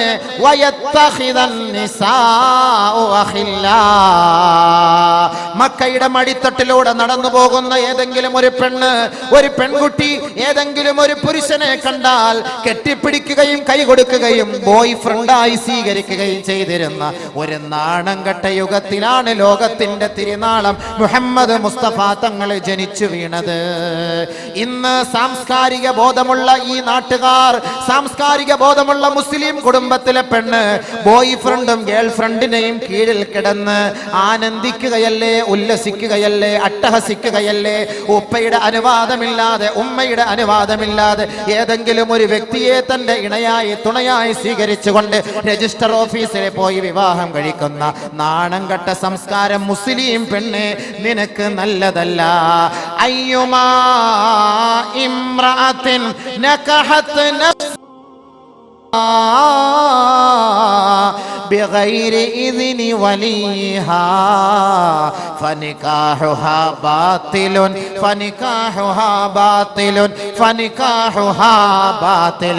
ആയിരത്താണ്ട് വർഷങ്ങൾക്ക് മുമ്പ് അറേബ്യൻ കാലഘട്ടങ്ങളിൽ നടന്ന സംസ്കാര ശൂന്യതയെ അള്ളാഹുവിന്റെ റസൂൽ മണത്തറിഞ്ഞുകൊണ്ട് 21-ാം നൂറ്റാണ്ടിലെ മുസ്ലിം സഹോദരിമാരും ആ ഒരു രംഗത്തെ അവർ അവലംബിക്കുമെന്ന് മനസ്സിലാക്കിക്കൊണ്ട് അള്ളാന്റെ റസൂല് ഹിജാസിന്റെ മണ്ണിൽ നിന്ന് പൊട്ടിത്തെറിച്ചുകൊണ്ട് പറയുകയാ, ഏ മുസ്ലിം പെൺകുട്ടികളെ, അയ്യുമാ ഇംറാത്തിൻ, ഏതെങ്കിലും ഒരു മുസ്ലിം പെണ്ണ് നകഹത് നഫ്സഹാ, തന്റെ ശരീരത്തെ അവൾ വിവാഹത്തിന് വേണ്ടി തയ്യാറാക്കുകയാണ്, ബിഗൈരി ഇദ്നി വലിഹാ, തന്റെ ഉപ്പ അറിയാതെ, തന്റെ ഉമ്മ അറിയാതെ, തനിക്ക് സംരക്ഷണം നൽകുന്ന തന്റെ രക്ഷകർത്താക്കൾ അറിയാതെ ഏതെങ്കിലും ഒരു പെണ്ണ് സ്വന്തം സ്വമേധയാ തന്റെ ശരീരത്തെ നിക്കാഹിന് വേണ്ടി തയ്യാറാക്കിയാൽ ഫനികാഹുഹാ ബാത്തിലുൻ ഫനികാഹുഹാ ബാത്തിലുൻ ഫനികാഹുഹാ ബാത്തിലുൻ. 3 പ്രാവശ്യം നബി തങ്ങൾ പറഞ്ഞു, അവളുടെ നിക്കാഹ് അസാധുവാണ്, അവളുടെ വിവാഹം അസാധുവാണ്, അവളുടെ വിവാഹം അസാധുവാണ്, അവളുടെ ബന്ധം, ശാരീരിക ബന്ധം അത് വ്യഭിചാരമാണ്, അത് വ്യഭിചാരമാണ്, അത് വ്യഭിചാരമാണ്. മുഹമ്മദ് മുസ്തഫ സല്ലല്ലാഹു അലൈഹി വസല്ലം. അപ്പൊ രജിസ്റ്റർ ഓഫീസിൽ പോയിട്ട് ഏതെങ്കിലും ഒരു ചങ്ങാതിയെ കൂട്ടിക്കൊണ്ട് പോയിട്ട് കല്യാണം കഴിക്കാവോ? സ്വന്തമായിട്ട് അങ്ങനെ ഒളിച്ചോടി പോയിട്ട് വിവാഹം കഴിച്ചാൽ വ്യഭിചാരം. വ്യഭിചാരം വ്യഭിചാരം. എന്താ വ്യഭിചാരത്തിന്റെ ശിക്ഷ? അത് ഞാൻ ഇനി പറയണോ? അത് വരുന്നുണ്ട് ഇൻഷാ അല്ലാഹ്. പറയാൻ ഞാൻ പറഞ്ഞുതരാം. നിക്കാഹിന്റെ കാര്യം ഒന്ന് പറഞ്ഞങ്ങോട്ട് എത്തിക്കട്ടെ. അതുകൊണ്ട് ആ നിക്കാഹ് അസാധുവാണ്, അത് തള്ളേണ്ടതാണ്, അത് ഉൾക്കൊള്ളാൻ കഴിയില്ല, അത് വലിച്ചെറിയേണ്ടതാണ്. അവളെ ഒരിക്കലും അംഗീകരിക്കാൻ കഴിയില്ല, അവനെ നമുക്ക് അംഗീകരിക്കാൻ കഴിയില്ല. ഇത് ജാഹിലിയ കാലഘട്ടങ്ങളിലെ സംസ്കാരം. ആ സംസ്കാരമല്ല ഇസ്ലാമിക സംസ്കാരം. ഇസ്ലാം സംസ്കാരം പഠിപ്പിക്കുന്നു. അതുകൊണ്ടാണ് നബി തങ്ങൾ പറഞ്ഞത്, എന്തിനാണ് നിക്കാഹ്, എന്തിനാണ് വിവാഹം? യുരീദു അൻ യസ്തഅഫിഫ്, പരിശുദ്ധി ആഗ്രഹിച്ചുകൊണ്ടാണ് നിക്കാഹ് കഴിക്കേണ്ടത്.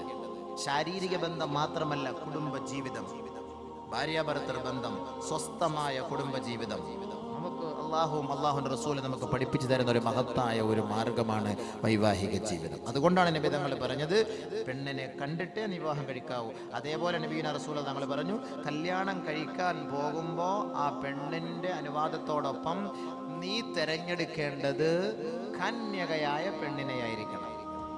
വിധവയായ പെണ്ണിനെ കല്യാണം കഴിച്ചിട്ട് വീട്ടിൽ കൊണ്ടുവന്നിട്ട് ഒരു ഹണിമൂണിന് പോകാൻ നമ്മൾ കുടിച്ച 2-3 പ്രസവിച്ച പെണ്ണ്, എന്ത് ഹണിമൂൺ, എന്ത് രസം, എന്ത് ഇമ്പം. അപ്പൊ അതുകൊണ്ട് വിവാഹം, വിധവയ്ക്കുള്ള വിവാഹം പ്രോത്സാഹനമല്ല എന്നല്ല അതിന്റെ അർത്ഥം. അത് വിഷയം വേറെ, അത് ചർച്ച വേറെ, അതിന് കൂലി വേറെ, അത് മറ്റൊരു അർത്ഥം. പക്ഷേ അള്ളാഹുവിന്റെ റസൂൽ നമുക്ക് കുടുംബ ജീവിതം ഒരു സന്തോഷത്തിലെത്താനാണ് നബി തങ്ങൾ പറഞ്ഞത്. അലൈക്കും ബിൽ അബ്കാർ, യുവാക്കളെ, നിങ്ങൾ വൈവാഹിക ജീവിതത്തിലേക്ക് തിരഞ്ഞെടുക്കുന്ന ഇണകൾ അത് തികച്ചും കന്യകകളാകണമേ. വിർജിൻ ലേഡി ആയിരിക്കണം, കന്യകയായ പെണ്ണായിരിക്കണം, അവളെ തിരഞ്ഞെടുക്കാവൂ. എന്താ കാരണം? അലൈക്കും ബിൽ അബ്കാർ فإنهن أعذب أفواها وأنتق ورحاما وأرضى باليسير. കൂടുതൽ പ്രസവിക്കുന്നവളായിരിക്കും അവൾ, സ്നേഹമുള്ളവളായിരിക്കും അവൾ, അല്പം കൊണ്ട് തൃപ്തിപ്പെടുന്നവളായിരിക്കും അവൾ. അതുകൊണ്ട് കന്യകയായ പെണ്ണിനെ നിങ്ങൾ തിരഞ്ഞെടുക്കണമേ മുഹമ്മദ് മുസ്തഫ. ജാബിർ റളിയല്ലാഹു തആല അൻഹു റിപ്പോർട്ട് ചെയ്യുന്ന ഹദീസിൽ കാണാം, നബി തങ്ങളോട് പോയി ജാബിർ റളിയല്ലാഹു അൻഹു പറഞ്ഞു, യാ റസൂലല്ലാഹ് ഖതബ്തു ഇംറഅതൻ, ഒരു വിധവയായ പെണ്ണിനെ ഞാൻ കല്യാണ ആലോചന നടത്തി നബിയേ. ഹീന സമിഅഹാ ബിതസവ്വുജിഹാ, ബഹുമാനപ്പെട്ട ജാബിർ റളിയല്ലാഹു തആല അൻഹു, ജാബിർ റളിയല്ലാഹു തആല അൻഹു വിധവയായ പെണ്ണിനെ വിവാഹം കഴിച്ചത് അറിഞ്ഞുകൊണ്ട് നബി തങ്ങൾ ജാബിറിനെ കണ്ടപ്പോൾ ചോദിച്ചു, ഹല്ലാ ബിക്റാ, ചങ്ങാതി നിനക്ക് ഒരു കന്യകയായ പെണ്ണിനെ കെട്ടിക്കൂടായിരുന്നോ? തുലാഇബുഹാ വയുലാഇബുക, പരസ്പരം വിനോദം പങ്കിടാമായിരുന്നല്ലോ. വിധവയായ പെണ്ണായിരുന്നുവെങ്കിൽ പരസ്പരം വിനോദം പങ്കിടാമായിരുന്നല്ലോ. നബിയുനാ റസൂൽ തങ്ങൾ ചോദിച്ചു. അപ്പോ നമ്മൾ വിവാഹം കഴിക്കാൻ തിരഞ്ഞെടുക്കേണ്ടത് ഏത് പെണ്ണിനെ ആയിരിക്കണം? കന്യകയായ പെണ്ണായിരിക്കണം. അതേപോലെ നബിയുനാ റസൂലുള്ളാഹി തങ്ങൾ പറഞ്ഞു, കന്യകയൊക്കെ തന്നെ ഓക്കെ, പക്ഷേ സമ്പത്ത് നോക്കാമോ, സൗന്ദര്യം നോക്കാമോ, കുടുംബം നോക്കാമോ?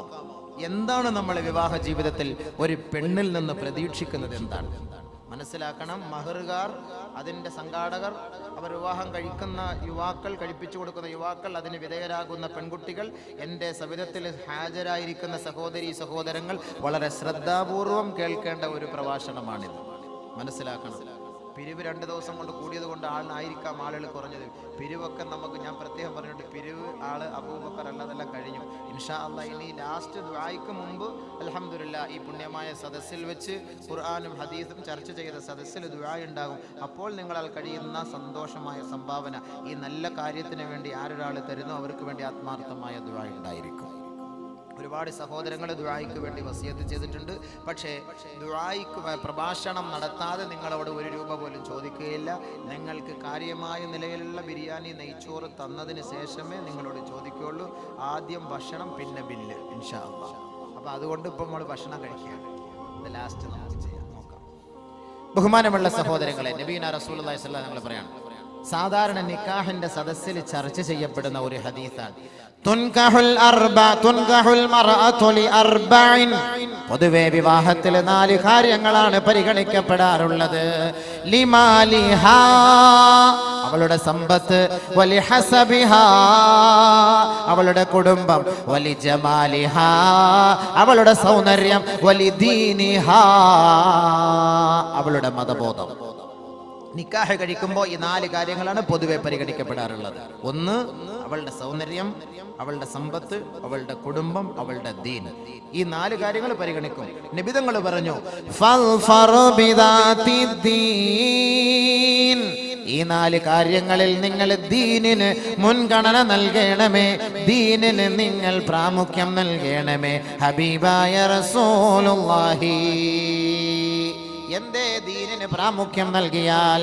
നബി തങ്ങൾ വീണ്ടും പറയുകയാണ്, മൻ റസഖഹുല്ലാഹു ഇംറാതൻ സാലിഹാ ഫഖദ് അഅനഹു അലാ ശത്രി ദീനിഹി. ആരൊരാൾക്ക് സാലിഹത്തായ ദീനീ ബോധമുള്ള മതഭക്തയായ മതനിഷ്ഠയായ പെണ്ണിനെ അല്ലാഹു നൽകിയോ, അവന്റെ ദീനിന്റെ പകുതി ഭാഗം അല്ലാഹു അവളെ കൊണ്ട് അവനെ സഹായിച്ചു എന്ന് ഹബീബായ റസൂലുള്ളാഹി സ്വല്ലല്ലാഹു അലൈഹി വസല്ലം. ദീനീ ബോധമുള്ള മതബോധമുള്ള പെണ്ണിനെ കല്യാണം കഴിച്ചാല് നിസ്കരിക്കാൻ അവളോട് പറയേണ്ട കാര്യമില്ല, ഹൈദ് വന്നാൽ എന്ത് ചെയ്യണമെന്ന് പറയേണ്ട കാര്യമില്ല, നിഫാസ് വന്നാൽ എന്ത് ചെയ്യണമെന്ന് പറയേണ്ട കാര്യമില്ല. ഭർത്താവ് സുബഹിസ്കരിക്കാതെ ഉറങ്ങിപ്പോയി, ഭർത്താവിനെ രാവിലെ തട്ടി വിളിക്കണമെന്ന് അവളോട് പ്രത്യേകിച്ച് പറയേണ്ട കാര്യമില്ല. കൃത്യസമയത്ത് വിളിക്കും, ഭർത്താവിന്റെ ഹക്കുകൾ ഉത്തരവാദിത്തങ്ങൾ പരിപൂർണമായ നിലയിൽ നിറവേറ്റി കൊടുക്കും. അങ്ങനത്തെ പെണ്ണാണ് സ്വാലിഹത്തായ പെണ്ണ്. അതുകൊണ്ടാണ് നബി തങ്ങൾ വീണ്ടും പറയുകയാണ്, ലാ തുസവ്വിജൂഹുന്ന ലിഅംവാലിഹിൻ ഫഅസാ അംവാലുഹുന്ന അയ്യുത്ഗിയഹുൻ. ഏ സഹോദരങ്ങളെ, നിങ്ങളാരും ഒരു പെണ്ണിന്റെ സമ്പത്ത് മോഹിച്ച് നിങ്ങൾ അവളെ വിവാഹം കഴിക്കരുതേ. അങ്ങനെ വിവാഹം കഴിച്ചാൽ നിന്റെ നിർദ്ദേശങ്ങളെ അവൾ തള്ളിക്കളയുമത്രേ. വൈവാഹിക ജീവിതത്തിലേക്ക് നിന്നേക്കാൾ ആസ്തിയുള്ള ഒരു കുടുംബത്തിൽ പോയി വിവാഹം കഴിച്ച് ഒരു പെണ്ണിനെ നീ തെരഞ്ഞെടുത്താൽ, സുഖമില്ലാതെ ഹോസ്പിറ്റലിൽ കിടക്കുമ്പോ നിനക്ക് താങ്ങോ തണലോ ആകാൻ ഒരു പക്ഷേ അവൾ അനുവദിക്കുകയില്ല. പാതിരാ സമയത്ത് ക്ഷീണിച്ചു വരുമ്പോ ഭാര്യ നല്ല ഉറക്കത്തിന്റെ മൂർധന്യാവസ്ഥയിലാണ്. ഇദ്ദേഹത്തിന് അല്പം കട്ടൻ ചായ കിട്ടിയാൽ കൊള്ളാം, പക്ഷേ ഭാര്യയെ എങ്ങനെയാണ് വിളിക്കുക? അവളുടെ പ്രതികരണം എന്തായിരിക്കും? ഭയപ്പെട്ടുകൊണ്ട് വെള്ളം കുടിക്കേണ്ടതിന് പകരം പച്ചവെള്ളം കുടിച്ച് ഒരു പക്ഷേ മരിക്കുന്ന സഹോദരങ്ങൾ നമ്മുടെ മുന്നിലുണ്ടാകും. എന്തേ അതിനുള്ള കാരണം? സമ്പന്ന കുടുംബത്തിൽ വളർന്ന പെണ്ണിനെ തെരഞ്ഞെടുത്ത് വിവാഹം കഴിച്ചപ്പോൾ നിന്റെ വാക്കുകൾ അവൾ നിഷേധിച്ച് തള്ളുകയാ. ലോകത്തിന്റെ നായകന്റെ പ്രഖ്യാപനമാണിത്, ലോകത്തിന്റെ നായകന്റെ പ്രഖ്യാപനമാണിത്. തള്ളിക്കളയരുതേ, പുച്ഛിച്ച് തള്ളരുതേ. അള്ളാന്റെ റസൂല് പറഞ്ഞ വാക്കാണിത്. ലാ തുൻകിഹൂഹുന്ന ലിഅംവാലിഹിൻ, സമ്പത്ത് മാത്രം പ്രതീക്ഷിച്ച് നിങ്ങൾ വിവാഹം കഴിക്കരുതേ. ഫഇന്നഹു, കാരണം അങ്ങനെ നിങ്ങൾ വിവാഹം കഴിച്ചാൽ നിന്റെ നാക്ക്, നിന്റെ നാമങ്ങളെ, നിന്റെ വാക്കുകളെ അവൾ സ്വീകരിക്കുകയില്ല, അവൾ തട്ടിക്കളയും. വീണ്ടും നബി തങ്ങൾ പറയുന്നു, ലാ തുസവ്വിജൂഹുന്ന ലിഹുസ്നിഹിൻ, സൗന്ദര്യം മാത്രം പ്രതീക്ഷിച്ചുകൊണ്ട് നിങ്ങളെ വിവാഹം കഴിക്കരുതേ. കാരണം തീർച്ചയായും അവളുടെ സൗന്ദര്യത്തിന്റെ പേരിൽ നിന്നെ വഴികേടിലേക്ക് നയിക്കാൻ അത് കാരണമാകും. സുന്ദരിയായ ഭാര്യയെ കല്യാണം കഴിപ്പിച്ചിട്ട് ഗൾഫിൽ പോകും, സ്വസ്ഥത കിട്ടുമോ? സ്വസ്ഥത കിട്ടുമോ? എപ്പോഴും ഫോൺ ഫോൺ ഫോൺ. അവൾ എവിടെയാണ്? ഓൾ എവിടെയാണ്? ആരുടെ കൂടെയാണ്? എവിടെ പോയി? സംശയം സംശയം സംശയം സംശയം. സംശയത്തിന്റെ രോഗം. സംശയിക്കാം ഒരു പെണ്ണിനെ, ഒരാണിനെ സംശയിക്കാം. ആണിന്റെ ഭർത്താക്കന്മാരുടെ കടമയിൽ വരുന്നുണ്ട്, അപ്പോൾ പറഞ്ഞുതരാം. അപ്പൊ നബിതങ്ങൾ പറഞ്ഞ വാക്കായി പറയുന്നത്, ലാ തുസവ്വിജൂഹുന്ന ലിഹുസ്നിഹിൻ ഫഅസാ ഹുസ്നുഹുന്ന അയ്യുർദിയഹുൻ. സൗന്ദര്യം മാത്രം നോക്കി നീ വിവാഹം കഴിച്ചാൽ ആ സൗന്ദര്യം നിന്നെ വഴികേടിലേക്ക് കൊണ്ടെത്തിക്കും, അവളെയും അത് വഴികേടിലേക്കാക്കും.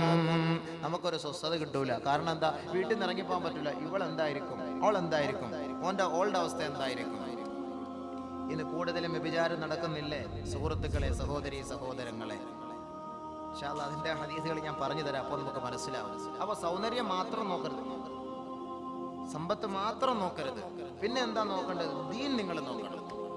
സമ്പത്തും നോക്കാം, ഏത് മാന്യമായ നിലയിൽ, സൗന്ദര്യവും നോക്കാം മാന്യമായ നിലയിൽ, കുടുംബവും നോക്കാം മാന്യമായ നിലയിൽ.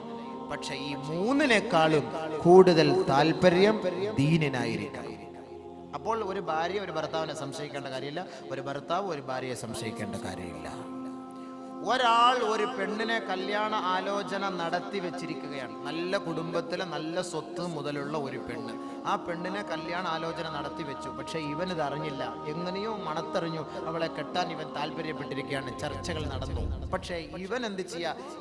ഇടയ്ക്ക് പോയിട്ട് കടുംവെട്ട് വെട്ടിയിട്ട് അവനെ ഒഴിവാക്കിയിട്ട് ആ പെണ്ണിനെ കല്യാണ ആലോചന നടത്തുന്നു. അത് തെറ്റാണ്.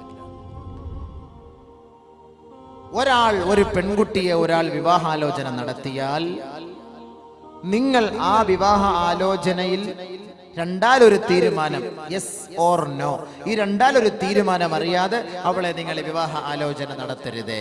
ലാ യഹില്ലു ലിമർഇൻ അൻ യഖ്തുബ അലാ ഖിത്ബതി അഖീഹി കമാ ഖാല റസൂലുള്ളാഹി സ്വല്ലല്ലാഹു അലൈഹി വസല്ലം. ഒരു പുരുഷനും ഭൂഷണമല്ല ഏതെങ്കിലും ഒരു പെണ്ണിനെ ഒരാൾ വിവാഹ ജീവിതത്തിലേക്ക് നയിക്കുന്നതിന് വേണ്ടി ചർച്ചകൾ നടത്തിക്കൊണ്ടിരിക്കുമ്പോൾ അതിനിടയിലൂടെ പോയി അവളെ കല്യാണ ആലോചന നടത്തരുതേ. രണ്ടാലൊരു തീരുമാനം എത്തണം. പ്രതീക്ഷിച്ച് ഒരാഴ്ച കഴിഞ്ഞിട്ട് എന്തായി? ഒരാൾ വന്നിരുന്നല്ലോ, കാഞ്ഞങ്ങാട്ടിൽ നിന്ന് ഒരാൾ വന്നിരുന്നല്ലോ, കല്യാണങ്ങളുടെ മോളുടെ കാര്യം എന്തായി? അത് ചർച്ചയിലിരിക്കുക, അടുത്ത ആഴ്ച പറയാന്ന് പറഞ്ഞു. അടുത്ത ആഴ്ച പറഞ്ഞതിന് ശേഷം വേണ്ടാന്ന് പറഞ്ഞാൽ കല്യാണം ആലോചിക്കാം. അതല്ല പറയാമെന്ന് പറഞ്ഞത് കൊണ്ട് അതിനേക്കാൾ നമ്മുടെ മകൻ സോഫ്റ്റ്വെയർ എഞ്ചിനീയറാണ്, അവൻ സാധാ സീതാ ഒരു എഞ്ചിനീയർ അല്ല, നമ്മുടെ സോഫ്റ്റ്വെയർ എഞ്ചിനീയർ ലക്ഷക്കണക്കിന് റുപ്യ കിട്ടും, അത് കല്ലി ഇതാ ഇത് പിടിച്ചോ. ലാ യഹില്ലു, അനുവദനീയമല്ല സഹോദര, അനുവദനീയമല്ല സഹോദര. ഇസ്ലാമാണ് പഠിപ്പിക്കുന്നത്, നബിയാണ് പഠിപ്പിക്കുന്നത്. ഒരു കാരണവശാലും നിങ്ങൾ അതിനെ അനുവദിക്കരുതേ, അനുവദിക്കരുതേ. സോഫ്റ്റ്വെയർ അല്ല, ഹാർഡ്വെയർ അല്ല, ഇനി ലോകം മൊത്തം ഉണ്ടാക്കാൻ കഴിവുള്ളവരെന്ന് പറഞ്ഞാലും ഇതിനൊരു തീരുമാനം എത്താതെ ഇങ്ങോട്ട് നിങ്ങൾ ഈ ചർച്ചയായിട്ട് വരരുത്. ഇതാണ് ഒരു പെണ്ണിന്റെ ഉപ്പ പറയേണ്ടത്. ഇസ്ലാമിക നിയമം, വൈവാഹിക ജീവിതം പഠിക്കൂ, മനസ്സിലാക്കുക. അള്ളാഹു ഉൾക്കൊള്ളാൻ എനിക്കും നിങ്ങൾക്ക് തൗഫീഖ് നൽകട്ടെ. കല്യാണം അങ്ങോട്ടും ഇങ്ങോട്ടൊക്കെ ചർച്ച ചെയ്തു, ആലോചിച്ചു, ഓക്കെയാക്കി, പെണ്ണ് കെട്ടാൻ തീരുമാനിച്ചു. തീരുമാനമെത്തി, അങ്ങനെ വിവാഹം കഴിക്കാൻ നമ്മൾ തയ്യാറെടുക്കുകയാണ്. വിവാഹം കഴിക്കാൻ തയ്യാറെടുക്കുമ്പോൾ ഒരു ഭർത്താവിൻ്റെ, ഒരു സഹോദരൻ്റെ, ഒരു നവവരൻ്റെ ഉത്തരവാദിത്തമാണ് അവൾക്ക് കൊടുക്കേണ്ട വിവാഹ മൂല്യം നിന്റെ സ്വന്തം വിയർപ്പ് കൊണ്ട് നീ അധ്വാനിച്ച് അവൾക്ക് എത്തിച്ചു കൊടുക്കുക. അതിൻ്റെ പേരാണ് മഹർ. ഇപ്പം മഹറിൻ്റെ അർത്ഥം മനസ്സിലായോ? മഹർ 2012 എന്നൊക്കെ പറഞ്ഞ് ഗോൾഡൻ ഹില്ലല്ലേ, പടച്ചവനെ, സ്വർണം മലയിലാണ് നമ്മളൊക്കെ ഇപ്പൊ നിൽക്കുന്നത്. അപ്പൊ ഈ സ്വർണത്തിന്റെ വരവ് തന്നെ ആയിരുന്നല്ലോ ഇവിടെ. അപ്പൊ ഈ സ്വർണം എന്തിനാണ്? ഇത് ഓൾക്ക് നമ്മുടെ കൈ കൊണ്ട് കൊടുക്കണം. പരിശുദ്ധ ഖുർആൻ وآتوا النساء صدقاتهن النحلة فإن طبن لكم عن شيء منه نفسا فكلوه هنيئا مريئا. യുവാക്കളെ നിങ്ങൾ നിങ്ങളുടെ ഭാര്യമാർക്ക് കൊടുക്കേണ്ടത് മനസ്സ് തൃപ്തിയോടെ കൊടുക്കണമേ, മനസ്സ് പൊരുത്തപ്പെട്ട് കൊടുക്കണമേ. അവൾക്ക് കൊടുക്കുന്ന ആ മഹർ അവളുടെ കഴുത്തിൽ നിന്നും അവളുടെ അനുവാദമില്ലാതെ പൊട്ടിച്ചു വാങ്ങുകയും അരുതേ. ഖുർആൻ ലാ ശിഗാറ ഫിൽ ഇസ്ലാം. മഹർ കൊടുക്കാത്ത വിവാഹത്തിന് ഇസ്ലാം അനുവദിക്കുന്നില്ല. അത് അസാധുവായ വിവാഹമാണ്. മഹറില്ലാത്ത വിവാഹം ഇസ്ലാം അനുവദിക്കുന്നില്ല. ലാ ശിഗാറ ഫിൽ ഇസ്ലാം. അതുകൊണ്ട് എങ്ങനെ കൊടുക്കേണ്ടത്? മനസ്സ് പൊരുത്തത്തോടെ കൊടുക്കണം. നിഹ്ല, നല്ല മനസ്സോട് കൂടി. വആതുൻ നിസാ സദഖാതിഹിൻ, അവൾക്ക് നിന്റെ തൃപ്തിയോടെ, മനപ്പൊരുത്തത്തോടെ, നിന്റെ ഇണയ്ക്കും തുണയ്ക്കും സഖിക്കും നീ നൽകണമേ. അവള് 100 പവന്റെ പണ്ടം തരും, നമ്മൾ അങ്ങോട്ട് കൊടുക്കുന്നത് ഒരു 2 പവൻ. എന്ത് ന്യായം? നീ ആ അതാണ് അങ്ങോട്ട് കൊടുക്കേണ്ടത്. മനസ്സ് തൃപ്തിപ്പെട്ട്. ഇനി ഓളുടെ വാപ്പ അവക്കിട്ട് തരണത് അത് നീ നോക്കേണ്ട കാര്യമില്ല. എൻ്റെ ഭാര്യയാണ്, അവക്ക് ഞാൻ കൊടുക്കുന്നത് നല്ല പൊരുത്തത്തോടു കൂടി കൊടുക്കണം. 10 പവൻ ഇരിക്കട്ടെ, മനസ്സോടുകൂടി തൃപ്തിയോടുകൂടി കൊടുക്കണം. പരിശുദ്ധ ഇസ്ലാം പഠിപ്പിക്കും. അതാണ് മഹർ എന്ന് പറയുന്നത്, വിവാഹ മൂല്യം. അത് കൊടുക്കാതെ അവളെ തൊട്ട് നോ ടച്ചിങ്, അവിടെ തൊടാൻ പാടില്ല, അവിടെ പഞ്ചിങ് പാടില്ല, അവിടെ പ്രസ്സിങ് പാടില്ല, അവിടെ ഒന്നും പാടില്ല. അതിന് എല്ലാത്തിനുമുള്ള ഒരു ഇജാസത്താണ് ഈ കാർഡ് വലിക്കുക എന്ന് പറയുന്നത്. കാർഡ് വലിക്കാതെ അവിടെ പണിയൊന്നും നടക്കൂല എന്ന് പറയുന്ന പോലെ അതിൻ്റെ മഹറാണ്. ഇത് കൊടുക്കാതെ അവളെ തൊട്ടു പോകരുത് ഇസ്ലാം. മഹർ കൊടുത്തിട്ട് അവളുമായി ബന്ധം സ്ഥാപിച്ചു, അവളെ ഒഴിവാക്കാൻ നീ തീരുമാനിച്ചാൽ അവളിൽ നിന്ന് കൊടുത്ത മഹറിൻ്റെ ഒരു തരുമ്പ് പോലും നീ തിരിച്ചു വാങ്ങുകയും വരുത്. അതുകൊണ്ട് അത് പ്രത്യേകം ശ്രദ്ധിക്കണം, അത് കൊടുക്കണം. അങ്ങനെ കല്യാണം കഴിക്കാൻ നമ്മളൊക്കെ ഓക്കെ ആയിരിക്കാം. കല്യാണം 24-ാം തീയതി അല്ലേ? 25-ാം തീയതി കല്യാണമാണ്. പക്ഷേ കല്യാണം എന്ന് പറഞ്ഞാൽ എന്തെന്നറിയോ? ബിരിയാണിയും ചട്ടിനിയും അടിച്ചിട്ട് എമ്പക്കും വിട്ടിട്ട് എഴുന്നേറ്റ് പോകലല്ല. പെണ്ണിൻ്റെ വാപ്പ വന്നിരിക്കും, ചെറുക്കം വന്നിരിക്കും, രണ്ടുപേരുടെ കൈ ഇങ്ങനെ പിടിക്കും. ശരി തന്നെ, ഇവിടെ അങ്ങനെ തന്നെ. കൈ പിടിക്കുമ്പോൾ ഉസ്താദ് വന്നിട്ട് കാളിയാർ വന്നിട്ട് ചൊല്ലിക്കൊടുക്കും കുറേ കാര്യങ്ങൾ. ആ ചൊല്ലിക്കൊടുക്കുന്നത് എന്തെന്നറിയോ? മലയാള ഭാഷയിലല്ല, അറബിയില. ഉസവ്വിജുക അലാ മാ അമറല്ലാഹു തആല ബിഹി മിൻ ഇംസാകിൻ ബിമഅറൂഫിൻ ഔ തസ്രീഹിൻ ബിഇഹ്സാൻ സവ്വജ്തുക വഅൻകഹതുക ബിൻതി ഫുലാനത ബിനി ഫുലാൻ ബിമഹരിൻ മബ്ലഗുഹു കിദാ വകിദാ. എന്തായി പറഞ്ഞേ? അവസാനം ഉസ്താദ് ചോദിക്കും, തൃപ്തിപ്പെട്ടോ? കബിൽതു, ഞാൻ അംഗീകരിച്ചിരിക്കുന്നു. റളീതു, ഞാൻ ഇഷ്ടപ്പെട്ടു. എന്തായി പറഞ്ഞതെന്ന് വല്ല ബോധമുണ്ടോ?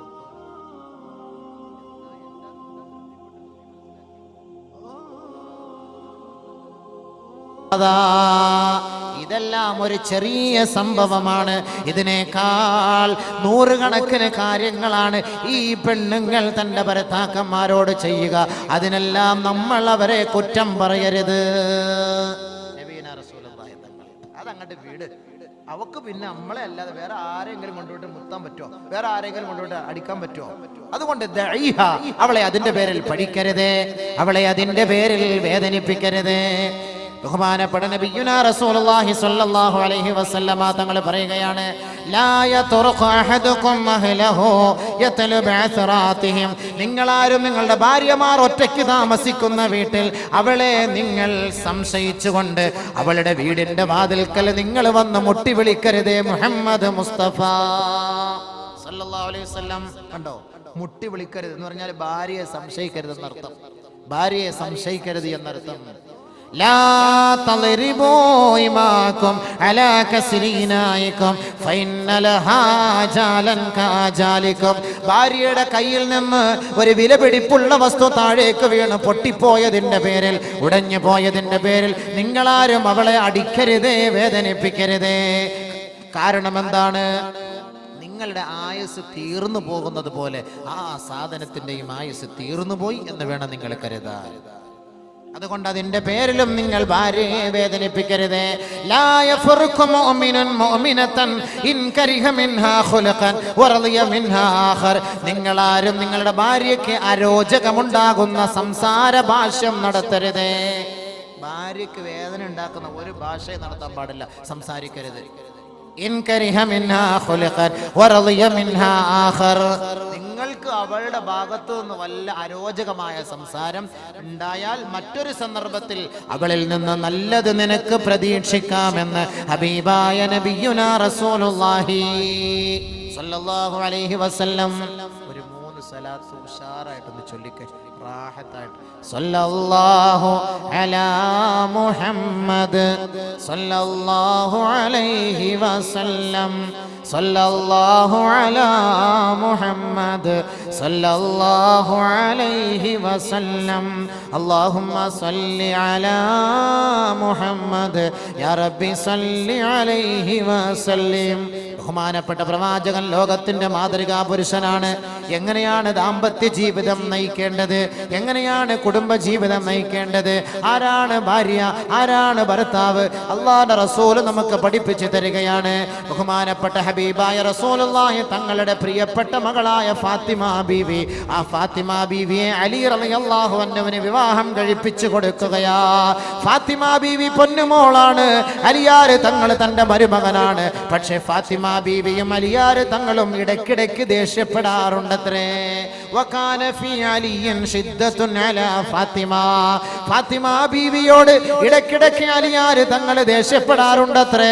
ഫഖാലത്ത്, ഒരു ദിവസം ഫാത്തിമ ബീവി പറയുകയാണ്, വല്ലാഹി ലാ അഷ്കുവന്നക ഇലാ റസൂലില്ലാഹി സ്വല്ലല്ലാഹു അലൈഹി വസല്ലം, അല്ലാഹുവാണ് സത്യം, അല്ലാഹുവാണ് സത്യം, ഏ അലിയാര് തങ്ങളെ, മഹാനവറുകളെ, അങ്ങ് എന്നോട് ദേഷ്യപ്പെടുന്നത്, അങ്ങ് എന്നോട് വിരോധം വെച്ച് പുലർത്തുന്നത് അല്ലാഹുവിന്റെ റസൂലിനോട് ഞാൻ പരാതിപ്പെടുമത്രേ. അങ്ങനെ നബി തങ്ങളോട് പരാതിപ്പെടാൻ ഫാത്തിമ ബീവി നടന്നു നീങ്ങുകയാണ്.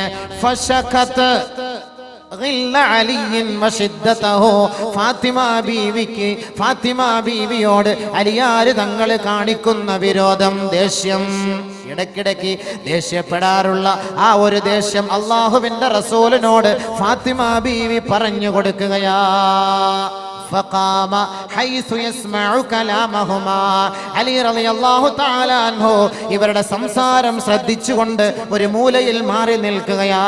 ബഹുമാനപ്പെട്ട ഫാത്തിമ ബീവി റളിയല്ലാഹു അൻഹ അലി റളിയല്ലാഹു അൻഹു തന്നോട് ദേഷ്യപ്പെടുന്ന കാര്യം സംസാരിച്ചപ്പോ ബഹുമാനപ്പെട്ട റസൂലുള്ളാഹി തങ്ങൾ ഫാത്തിമ ബീവിയെ മെല്ലെ അടുത്തേക്ക് വിളിച്ചിരുത്തി പറയുകയാ, യാ ബുനയ്യത, പൊന്നുമോളെ, ഇസ്മഈ, നീ ഒന്ന് കേൾക്കടി പെണ്ണേ, നീ ഒന്ന് അനുസരിക്കടി മോളെ, വഅഖിലി, ഞാൻ പറയുന്നതൊന്ന് ഉൾക്കൊള്ളണേ, ഒന്ന് ചിന്തിക്കണേ പെണ്ണേ. ഒരു പെണ്ണ് തന്റെ പിതാവിനോട് തന്റെ ഭർത്താവിനെ കുറിച്ച് വല്ല പരാതിയുമായി പോയാൽ, ഉപ്പമാരെ, ഉമ്മമാരെ, നിങ്ങളാണ് ആ മകളെ ഉപദേശിക്കേണ്ടത്. അതിനുള്ള തെളിവാണ് ആയിഷ, ഫാത്തിമ ബീവിയും അലി റളിയല്ലാഹു അൻഹുവും അവരുടെ ജീവിതത്തിൽ സംഭവിച്ച സംഭവത്തെ കുറിച്ച് അലി റളിയല്ലാഹു അൻഹു റിപ്പോർട്ട് ചെയ്യുന്നത്. ഫാത്തിമ ബീവിയെ മെല്ലെ അടുത്തേക്ക് വിളിച്ചിരുത്തി ഫാത്തിമ ബീവിയോട് നബി തങ്ങൾ പറഞ്ഞു, നീ ഞാൻ പറയുന്നതൊന്ന് കേൾക്കണം. ലംറഅത്തും ബിംറഅത്തിൻ, ഒരു ഭാര്യയും ഒരു ഭാര്യയാവുകയില്ല, ഒരു പെണ്ണും ഒരു പെണ്ണാവുകയില്ല. ഹത്താ ലാ തഅതി ഹവാ സൗജിഹാ വഹുവ സാകിതുൻ, ഒരു ഭർത്താവ്, ആ ഭർത്താവ് ഇഷ്ടപ്പെടുന്നത് തന്റെ ഭാര്യയുടെ ഭാഗത്തു നിന്ന് ഉണ്ടാകാത്തിടത്തോളം കാലം ഒരു ഭാര്യയും ഒരു ഭാര്യയാവുകയില്ല മോളെ.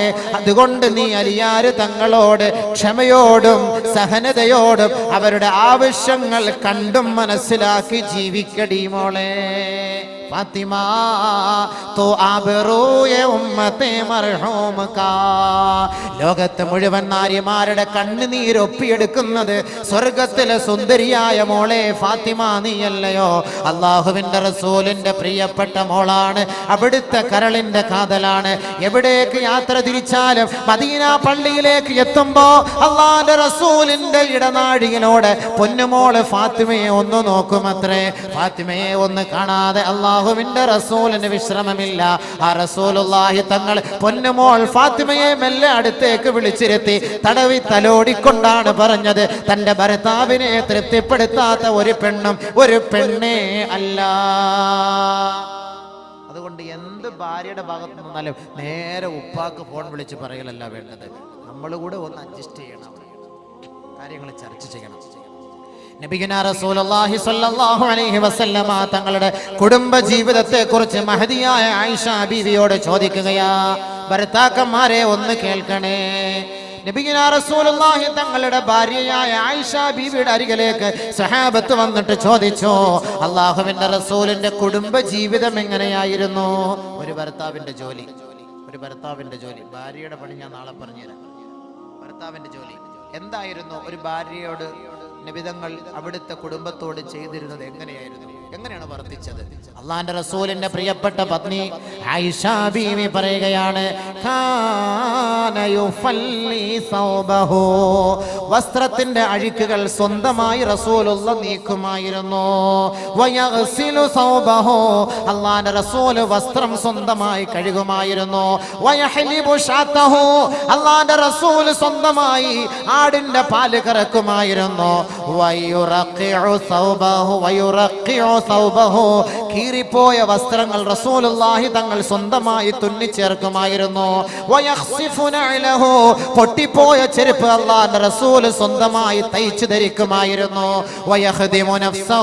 ഹബീബായ റസൂലുള്ളാഹി തങ്ങളുടെ ജോലി ആ ഹബീബായ തങ്ങൾ സ്വന്തമായി ചെയ്തു തീർക്കുമായിരുന്നു. അല്ലാഹുവിന്റെ റസൂൽ ആടുമാട് ഒട്ടകങ്ങളെ അഴിച്ചു കെട്ടുമായിരുന്നു. അല്ലാഹുവിന്റെ റസൂൽ കുളിപ്പിക്കുമായിരുന്നു. അല്ലാഹുവിന്റെ റസൂല് പുല്ല് പറിച്ചു കൊടുക്കുമായിരുന്നു. ലോകത്തിന്റെ നായകനാണ് മുഹമ്മദ് മുസ്തഫ. ഒരു കുടുംബത്തിൽ ചെയ്യുന്ന ജോലിയാണിത്. സല്ലല്ലാഹു അലാ മുഹമ്മദ് സല്ലല്ലാഹു അലൈഹി വസല്ലം. അല്ലാഹുവിന്റെ റസൂലല്ലയോ ലോകത്ത് കുടുംബ ജീവിതം പഠിപ്പിച്ചു തന്നത്? ബഹുമാനപ്പെട്ട നബി തങ്ങളുടെ വീട്ടിലെ ജോലി വയഖുമുൽ ബൈത, വീട് അടിച്ചു തൂത്തു വാരി വൃത്തിയാക്കുമായിരുന്നു മുഹമ്മദ് മുസ്തഫ സല്ലല്ലാഹു അലൈഹി വസല്ലം. അടിച്ചു തൂത്ത് വീട് വൃത്തിയാക്കുന്ന ജോലി മുഹമ്മദ് മുസ്തഫ. വയഅകുലു മഅൽ ഖാദിം വയുഅ്ജിനു മഅഹു, അരി അരച്ചു കൊടുക്കുമായിരുന്നു. ഭൃത്യന്മാരോടൊപ്പം ഒരുമിച്ചിരുന്ന് ഭക്ഷണം കഴിക്കുമായിരുന്നു. ഭാര്യയോടൊപ്പം ഒരുമിച്ചിരുന്ന് മാത്രമേ അല്ലാഹുവിന്റെ റസൂൽ ഭക്ഷിക്കുമായിരുന്നുള്ളൂ. ഭാര്യയോട് ഒരുമിച്ചിരുന്ന് ഭക്ഷിക്കാന്ന് പറഞ്ഞാല് ചുമ്മാ തിന്നാ പോരാ, കുറച്ച് വാരി ഓടെ തൊള്ളയിൽ വെച്ച് കൊടുക്കണം. അത് കാമുകന്മാരുടെ പണിയല്ല. ഐസ്ക്രീം ഇങ്ങോട്ട് എന്തുകൊണ്ട് ഇവിടെ വെച്ചു കൊടുക്കാം. അത് അങ്ങോട്ട് അവിടെ ഇവിടെ അതല്ല. സഅദ് ഇബ്നു അബീ വഖാസ് റളിയല്ലാഹു തആല അൻഹുവിനോട് നബി തങ്ങൾ പറയുകയാണ്, വല്ലതും പുലൂസ് കിട്ടിയോ? യാ സഅദേ, ഓ സഅദേ, ഇന്നക ലൻ തുൻഫിഖ നഫഖതൻ മിമ്മ ബതഗാ ബിഹാ വജ്ഹല്ലാഹി ഇല്ലാ ഉജിർത അലൈഹാ ഹത്താ തളഅ യദക ഫീ ഫമി ഇംറഅതിക. ഏ സഅദ് ഇബ്നു അബീ വഖാസിനോട് അല്ലാഹുവിന്റെ റസൂൽ നൽകുന്ന ഉപദേശം എന്തെന്നറിയുമോ? ഏ സഅദേ, നീ നിന്റെ ഭാര്യയുടെ വായിൽ ഒരു പിടി ഭക്ഷണം വെച്ച് കൊടുത്താൽ അതിനു പോലും അല്ലാഹുവിന്റെ ഭാഗത്ത് നിന്ന് കൂലി നൽകാതിരിക്കുകയില്ല. ഭാര്യയുടെ വായിൽ ഒരു പിടി ഭക്ഷണം, ഒന്നും ഇല്ലെങ്കിൽ ഒരു പപ്പടം എങ്കിലും എടുത്ത് വെച്ച് കൊടുക്കണം. പക്ഷെ കുട്ടികളെ കാണരുത് നടത്തുക. കാരണം എന്താ? പിന്നെ അവന്മാര് പോയിട്ട് ഏതെങ്കിലുമൊക്കെ പെണ്ണുങ്ങളുടെ തൊള്ളയിൽ വെച്ച് കൊടുക്കാൻ പോകും. അപ്പൊ നിങ്ങൾ എന്ത് ചെയ്യണം? ഒറ്റയ്ക്ക് നിങ്ങൾ രണ്ടുപേരും കൂടെ ഒരുമിച്ചിരുന്ന് ഭക്ഷണം കഴിക്കണം. ഒരുമിച്ചിരുന്ന് ഭാര്യയും ഭർത്താവും ഭക്ഷണം കഴിക്കണം. അങ്ങനെ ഭക്ഷണം കഴിക്കുമ്പോ അങ്ങോട്ട് ഒന്ന് കൊടുക്കണം, ഇങ്ങോട്ട് ഒന്ന് വാങ്ങണം. ഇവൻ കുഴച്ചത് ഞാൻ തിന്നുകയെ, അവള് കുഴച്ചത് ഞാൻ തിന്നുകയെ. നബിയുനാ റസൂലുള്ളാഹി തങ്ങളുടെ സ്നേഹബന്ധം ഒന്ന് പറയട്ടെയോ? ആയിഷ ബീവി റളിയല്ലാഹു അൻഹ പറയുകയാണ്, ഞാൻ വെള്ളം കുടിച്ചുകൊണ്ടിരിക്കെ, ഞാൻ ഋതുമതിയാണ്, മെൻസസ് പീരീഡിൽ ഞാൻ വെള്ളം കുടിച്ചുകൊണ്ടിരിക്കുമ്പോ ശേഷം എന്റെ ബാക്കിയുള്ള വെള്ളം ഞാൻ നബി തങ്ങൾക്ക് കൊടുത്തു. അല്ലാഹുവിന്റെ റസൂലിന് ഞാൻ കുടിച്ച വെള്ളത്തിന്റെ പകുതി ഞാൻ കൊടുത്തു. ആയിഷ ബീവി പറയുകയാ, അല്ലാഹുവിന്റെ റസൂല് ഞാൻ ഗ്ലാസിന്റെ ഏത് വക്കില് വെച്ചാണോ വെള്ളം കുടിച്ചത് അതേ ഭാഗത്ത് വെച്ചാണ് അല്ലാഹുവിന്റെ റസൂലിന്റെ ചുണ്ട് ചേർത്തുകൊണ്ട് ആ വെള്ളം കുടിച്ചത്. ഋതുമതിയായിരുന്ന ഞാൻ കുടിച്ച വെള്ളത്തിന്റെ ഉച്ഛിഷ്ടം, ലോകത്തിന്റെ വിളിയാളമേ, ലോകത്തിന്റെ പടപ്പാട്ടെ, ലോകത്ത് നന്മ നുകർന്നു കൊടുക്കുവാനും തിന്മ പിഴുതെറിയുവാനും വന്ന ഗുരുനാഥരായ മുഹമ്മദ് മുസ്തഫ അവിടുത്തെ പരിശുദ്ധമായ നാവിൽ അമർത്തിക്കൊണ്ട് കുടിക്കുകയാണ്. ഒരിറച്ചി കഷണമെടുത്ത് ഞാൻ കടിക്കുകയും അല്ലാഹുവിന്റെ റസൂലിന് ഞാൻ അത് കൊടുക്കുകയും ചെയ്തു. അല്ലാഹുവിന്റെ റസൂല് ഞാൻ ഏത് പല്ല് വെച്ചാണോ ഏത് ചുണ്ട് കൊണ്ടാണോ അമർത്തി അമർത്തിക്കടിച്ചത് അതേ ചുണ്ടുകൊണ്ട് തന്നെ അള്ളാന്റെ റസൂൽ ഞാൻ കടിച്ച ഇറച്ചി കഷണം കടിച്ചുവെന്ന് മഹദിയായ ആയിഷ ബീവി. എന്തിനാണ് ഇങ്ങനെ ചെയ്തത്? ഇന്നമാ ഫഅലത് ദാലിക ലിമാ ബൈനഹു വബൈന ലിമാ ബൈന സൗജി വസൗജതി മിനൽ ഇംബിസാത്ത്. ഭർത്താവ് കുടിച്ചതിന്റെ ബാക്കി ഭാര്യ കുടിക്കൽ, ഭാര്യ കഴിച്ചതിന്റെ ബാക്കി ഭർത്താവ് കഴിക്കൽ, ഭാര്യയുടെ വായിൽ ഭർത്താവ് വെച്ചു കൊടുക്കൽ, ഭർത്താവിന്റെ വായിൽ ഭാര്യ വെച്ചു കൊടുക്കൽ. മിനൽ ഇംബിസാത്ത്, കുടുംബ ജീവിതത്തിന്റെ ഒരു മനപ്പൊരുത്തമത്രേ, ഒരു മനപ്പൊരുത്തമത്രേ. അവർ തമ്മിലുള്ള സ്നേഹത്തിന്റെ അടയാളാണ്, സ്നേഹത്തിന്റെ അടയാളാണ്. ഒരു ദിവസം ആയിഷ ബീവി റളിയല്ലാഹു അൻഹ പറയുകയാ, ഇന്നി ഹായിദുൻ, ഞാൻ ഋതുമതിയായിരിക്കുമ്പോ നബി തങ്ങൾ എന്നോട് പറയുന്നു, യാ ആയിഷ നാവിൽനി അൽ ഖുംറത മിനൽ മസ്ജിദ്, പള്ളിയിൽ നിന്ന് ആ മുസല്ല ഒന്നെടുക്കുമോ ആയിഷ? പള്ളിയിൽ നാം മുസല്ലയുടെ ഉടനെ ഞാൻ നബി തങ്ങളോട് പറഞ്ഞു, ഇന്നി ഹായിദുൻ യാ റസൂലല്ലാഹ്, ഞാൻ ഋതുമതിയാണ് നബിയെ എന്ന് പറഞ്ഞപ്പോ അല്ലാഹുവിന്റെ റസൂൽ പറഞ്ഞു, യാ ആയിഷ ഇന്ന ഹൈളതകി ലൈസത് ബിയദികി. ഋതുമതി നിന്റെ ഹൈളുകാരി എന്ന് പറയുന്നത് നിന്റെ ഹൈളുള്ളത് എടെ ആയിഷ, എടെ ആയിഷ.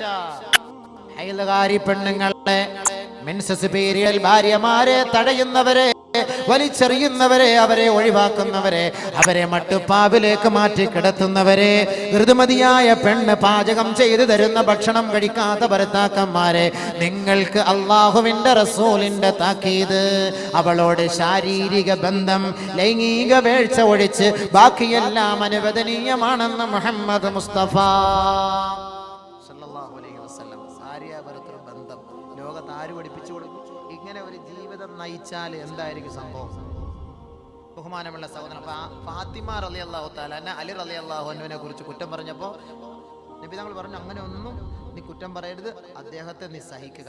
ഇറങ്ങി വന്നപ്പോൾ അലി റളിയല്ലാഹുവിന്റെ മുഖത്ത് നോക്കിയിട്ട് ഫാത്തിമ പറഞ്ഞു, വല്ലാഹി ലാ അഷ്കു അന്നക ലാ ആതീക ശൈഅൻ തക്റഹു അബദ, അങ്ങേക്ക് വേദന ഉണ്ടാക്കുന്ന ഒരു കാര്യവും ഇനി മേലിൽ ഞാൻ പറയുകയില്ല.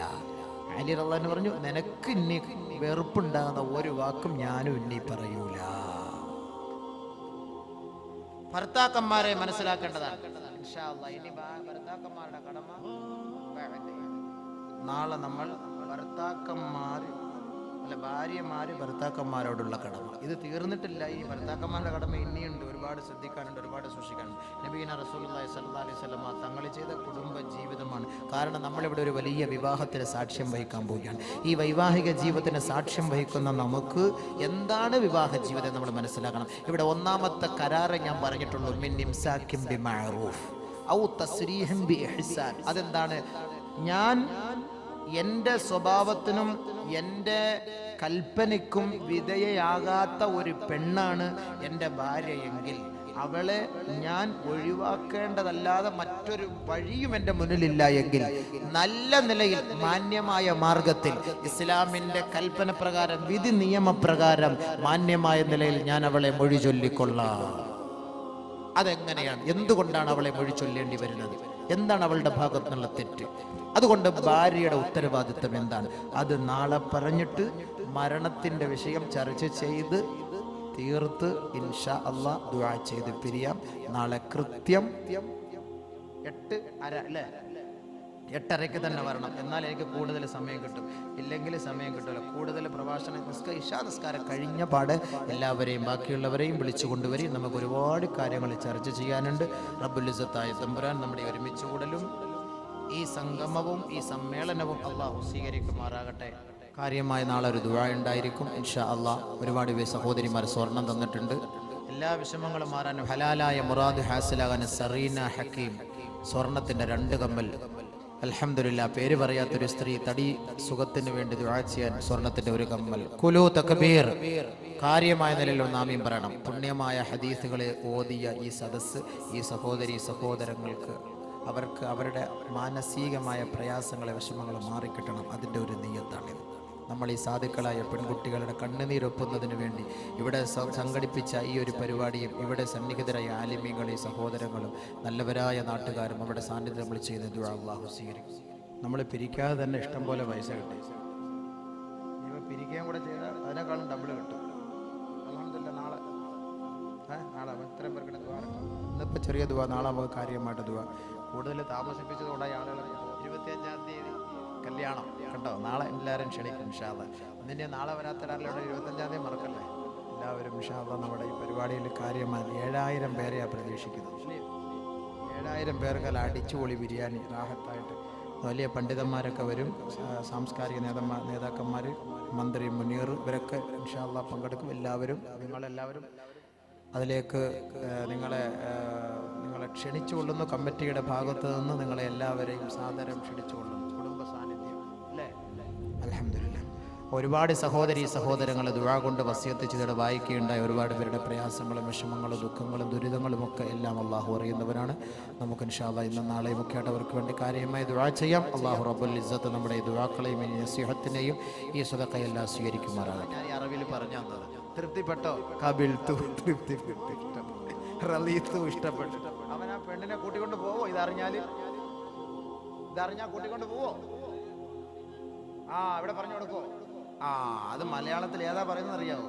എൻ്റെ മകൾ സബീന ബീവിയെ ഇത്ര മഹറിന് ഹലാലായ ഭാര്യയാക്കി ഇണയാക്കി വിവാഹം ചെയ്ത് തന്നിരിക്കുന്നു.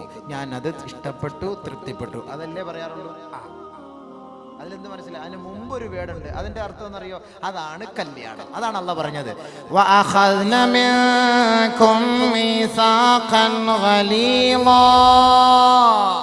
ആദ്യമായി ഉസ്താദുമാര് നിങ്ങൾക്ക് പറഞ്ഞു തരുന്നു, യുവാക്കളെ, വിവാഹം കഴിച്ചവരെ, കഴിക്കാൻ ആഗ്രഹിക്കുന്നവരെ, 24-ാം തീയതി 25-ാം തീയതി വിവാഹ സദസ്സിൽ ചർച്ച ചെയ്യാൻ പോകുന്ന ഭാഷണമാണിത്. അല്ലാഹു റബ്ബുൽ ഇസ്സത്ത് ആലമുൽ അർവാഹിൽ വെച്ച് 3 കരാർ എടുത്തിട്ടുണ്ട്. കരാർ ബലിഷ്ഠമായ കരാറാണ് വിവാഹം. ബലിഷ്ഠമായ കരാർ. 10 മണിയായി. എത്ര മണി വരെയാ പ്രസംഗം? 10:30 വരെ. ബലിഷ്ഠമായ കരാർ. കല്യാണം ഒന്നും എത്തൂലല്ലോ. ഇത് 10 മണിക്ക് പറഞ്ഞ് എവിടെയെങ്കിലും എത്തൂല. ബലിഷ്ഠമായ കരാർ, നിക്കാഹ് എന്ന് പറഞ്ഞാൽ അത് അല്ലാഹു ഖുർആനിൽ പറയാൻ, വഅഖദ്ന മിൻകും മീസാഖൻ ഗലീളാ. എല്ലാ പ്രവാചകന്മാരിൽ നിന്നും അല്ലാഹു റബ്ബുൽ ഇസ്സത്ത് കരാർ എടുത്തിട്ടുണ്ട്. وَإِذَا أَخَذْنَا مِنَ النَّبِيِّينَ وَإِذَا أَخَذْنَا مِيثَاقَ بَنِي إِسْرَائِيلَ. ബനു ഇസ്രായേലികളിൽ നിന്ന് അല്ലാഹു തആല കരാർ എടുത്തിട്ടുണ്ട്. മുഹമ്മദ് മുസ്തഫ സല്ലല്ലാഹു അലൈഹി വസല്ലമ തങ്ങളിൽ നിന്ന് അല്ലാഹു കരാർ എടുത്തിട്ടുണ്ട്. പ്രവാചകന്മാരിൽ എല്ലാവരിൽ നിന്നും അല്ലാഹു റബ്ബുൽ ഇസ്സത്ത് കരാർ എടുത്തിട്ടുണ്ട്. നബിമാരിൽ നിന്നും, വമിൻക നബിയെ അങ്ങിൽ നിന്നും, വമിൻ നൂഹിൻ നൂഹ് നബിയിൽ നിന്നും, ഈസായിൽ നിന്നും, എല്ലാ പ്രവാചകന്മാരിൽ നിന്നും അല്ലാഹു കരാർ എടുത്തു. ഇബ്രാഹിം, മൂസ, ഈസ ഇബ്നു മറിയം. വഅഖദ്നാഹും മീസാഖൻ ഗലീളാ. അല്ലാഹു പ്രവാചകന്മാരുടെ ആ കരാറിലൂടെ അല്ലാഹു അവരോട് ഉപദേശിച്ചത്, പടച്ച റബ്ബ് നിങ്ങളുടെ മേൽ ഏൽപ്പിക്കുന്ന ഉത്തരവാദിത്വം, ദൗത്യം പരിപൂർണമായ നിലയിൽ ജനങ്ങളുടെ ഇടയിൽ നിങ്ങൾ വ്യാപിപ്പിക്കണമേ, പഠിപ്പിക്കണമേ, എത്തിച്ചു കൊടുക്കണമേ, ആ സന്ദേശം അറിയിക്കണമേ.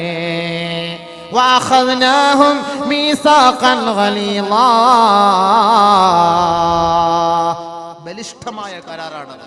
ഇതേപോലെ കരാറാണ് കല്യാണ ദിവസം ഉസ്താദുമാരുടെ സാന്നിധ്യത്തിൽ, ഖാദിമാരുടെ സാന്നിധ്യത്തിൽ ഒരു പെണ്ണിന്റെ പിതാവിന്റെ കൈക്ക് പിടിച്ചുകൊണ്ട് നവവരൻ 2 കൈകളും 2 പേരുടെ കൈകളും കൂട്ടിയിണക്കിക്കൊണ്ട് പറയുന്ന കരാർ, ഉസവ്വിജുക, നിനക്ക് ഞാൻ വിവാഹം കഴിച്ചു തരുന്നു, അലാ മാ അമറല്ലാഹു തആല ബിഹി, അല്ലാഹു കൽപ്പിച്ച ഒരു കരാറിന്റെ അടിസ്ഥാനത്തിൽ.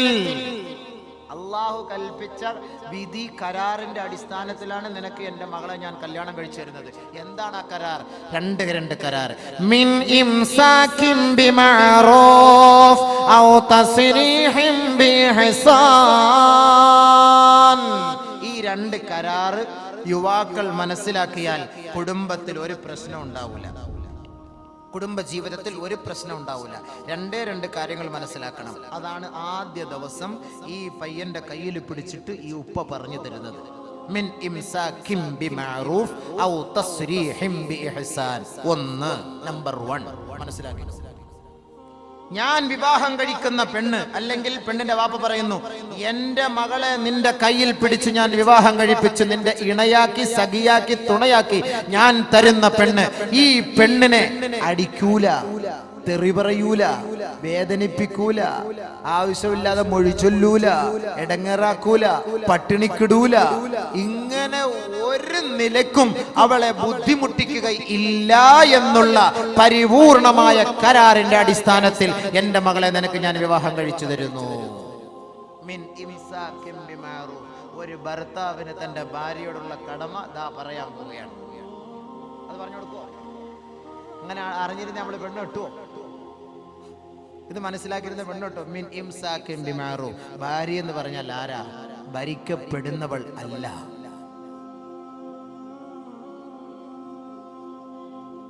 ബഹുമാനമുള്ള സഹോദരങ്ങളെ, അല്ലാഹു റബ്ബുൽ ഇസ്സത്ത് നമുക്ക് പഠിപ്പിച്ചു തരുന്ന ഒരു കരാറാണ്, ബലിഷ്ഠമായ കരാർ. ഈ കരാർ ആരുടെ പേർക്കാ നമ്മൾ നിയത്ത് ചെയ്ത് പറയുന്നത്? ഉസവ്വിജുക അലാ മാ അമറല്ലാഹു തആല ബി. അല്ലാഹു കൽപ്പിച്ച ആ കൽപ്പന പ്രകാരം എൻ്റെ മകളെ നല്ല രീതിയിൽ നീ സംരക്ഷിച്ചു കൊള്ളാം എന്ന ആ ഒരു വാക്കിന്റെ അടിസ്ഥാനത്തിൽ ഞാൻ നിനക്ക് വിവാഹം കഴിച്ചു തരുന്നു. അതാണ് ഒന്നാമത്തെ പോയിന്റ്. ആ പോയിന്റിലേക്ക് കുറച്ച് സമയം ഭർത്താവിന്റെ കടമ ഞാൻ പറഞ്ഞു തരാം. രണ്ടാമത്തെ പോയിന്റ് പിന്നീട് ഇൻഷാ അല്ലാഹ്. മുആവിയത്ത് ഇബ്നു ഹൈദാർ റളിയല്ലാഹു തആല അൻഹു ബഹുമാനപ്പെട്ട സഹാബി തങ്ങളോട് ചോദിക്കുകയാണ്, മാ ഹഖ്ഖു സൗജതി അഹദിനാ അലൈഹി. നബിയേ, ഞങ്ങൾക്ക് ഞങ്ങളുടെ ഭാര്യമാരോടുള്ള ഉത്തരവാദിത്തവും കടപ്പാടും എന്താണ് ഹബീബേ?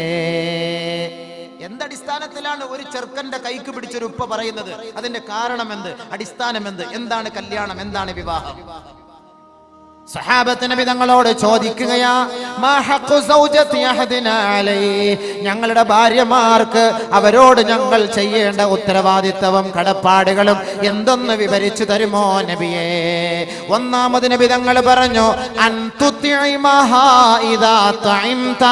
നീ ഭക്ഷിച്ചാൽ അവളെയും ഭക്ഷിപ്പിക്കണമേ, നീ കഴിച്ചാൽ, നീ കുടിച്ചാൽ അവളെയും കുടിപ്പിക്കണമേ, അവളെയും നീ കഴിപ്പിക്കണമേ. ഒന്നാമത്തെ പോയിന്റ്, പട്ടിണിക്കിടാൻ പാടില്ല. ഭർത്താവ് നല്ല ഭക്ഷണം കഴിച്ചാൽ അതേ ക്വാളിറ്റിയുള്ള നല്ല ഭക്ഷണം തന്നെ ഭാര്യയ്ക്ക് വാങ്ങിക്കൊടുക്കണം. ഇസ്ലാമിക നിയമമാണത്. അതിന് കഴിവുള്ളവൻ. ഭർത്താവ് വെളിയിൽ പോയിട്ട് നല്ല മട്ടൻ ചാപ്സി, ചില്ലി ചിക്കൻ, ഫഹ്മ്, ബ്രോസ്റ്റ് ഇതൊക്കെ അടിച്ചിട്ട് ഭാര്യ വീട്ടിൽ ചാള തന്നെ എവിടെ പറഞ്ഞു, കേവലം വില കുറഞ്ഞ സാധനം, മത്തി മന്നക്കല മത്തി ഫഹ്മിന്റെ ഉമ്മത്തി. മത്തി കഴിക്കുന്നവൻ എന്റെ ഉമ്മത്തി പെട്ടവനാണെന്ന് പറഞ്ഞാൽ. അപ്പൊ മത്തി, അതാണ് ഈ മത്തിന്റെ സ്വഭാവം. ഈ പെണ്ണുങ്ങൾക്ക് ഈ മത്തി കൊടുത്തിട്ടല്ലേ അത് വരുന്ന മത്തി എന്ന് പറഞ്ഞാൽ കർണാടകയിൽ നിന്ന് അങ്ങ് ദൂരെ വിജയവാഡ എന്നൊക്കെ വരുമ്പോ തന്നെ 3-ാം പാത്തി അങ്ങ് കഴിഞ്ഞതായിരിക്കും. പോസ്റ്റ്മോർട്ടം ഒക്കെ ചെയ്ത് കുടലൊക്കെ വെളിയിൽ കിടക്കുക. അതൊക്കെയാണ് നമ്മുടെ താത്താമാര് തിന്നുക. നമ്മളോ ഇച്ചാമാരോ വല്ല ഹോട്ടലില് ഫ്രഷ് സാധനം 87 വരട്ടെ, AK-47 വരട്ടെ, അത് നല്ല ഉണ്ടയുള്ളതാക്കി തരട്ടെ, അങ്ങോട്ട് അത് പിടിച്ചിട്ട് ഇങ്ങനെ അങ്ങോട്ട് കണ്ടിച്ച് തിന്നിട്ടാണ് ഈ മത്തി തിന്നുന്ന ഈ പെണ്ണിന്റെ അടുക്കൽ പോണത്. ഇത് ന്യായമാണോ? ഇവിടെ എനിക്കറിയില്ല കേട്ടോ. ഇവിടെ അടിച്ചുപൊളി ചാപ്പാട് ഇത് കാണുമ്പോഴേ എനിക്ക് തലവെരുപ്പാണ്. ഞാനിവിടെ വരുമ്പോൾ ആദ്യം പറയും, എനിക്കിതൊന്നും വേണ്ട, എനിക്ക് കഞ്ഞി മാത്രം മതിയേ. കാരണം ഇത് കണ്ട് എൻ്റെ തല പെരുത്തുപോയി.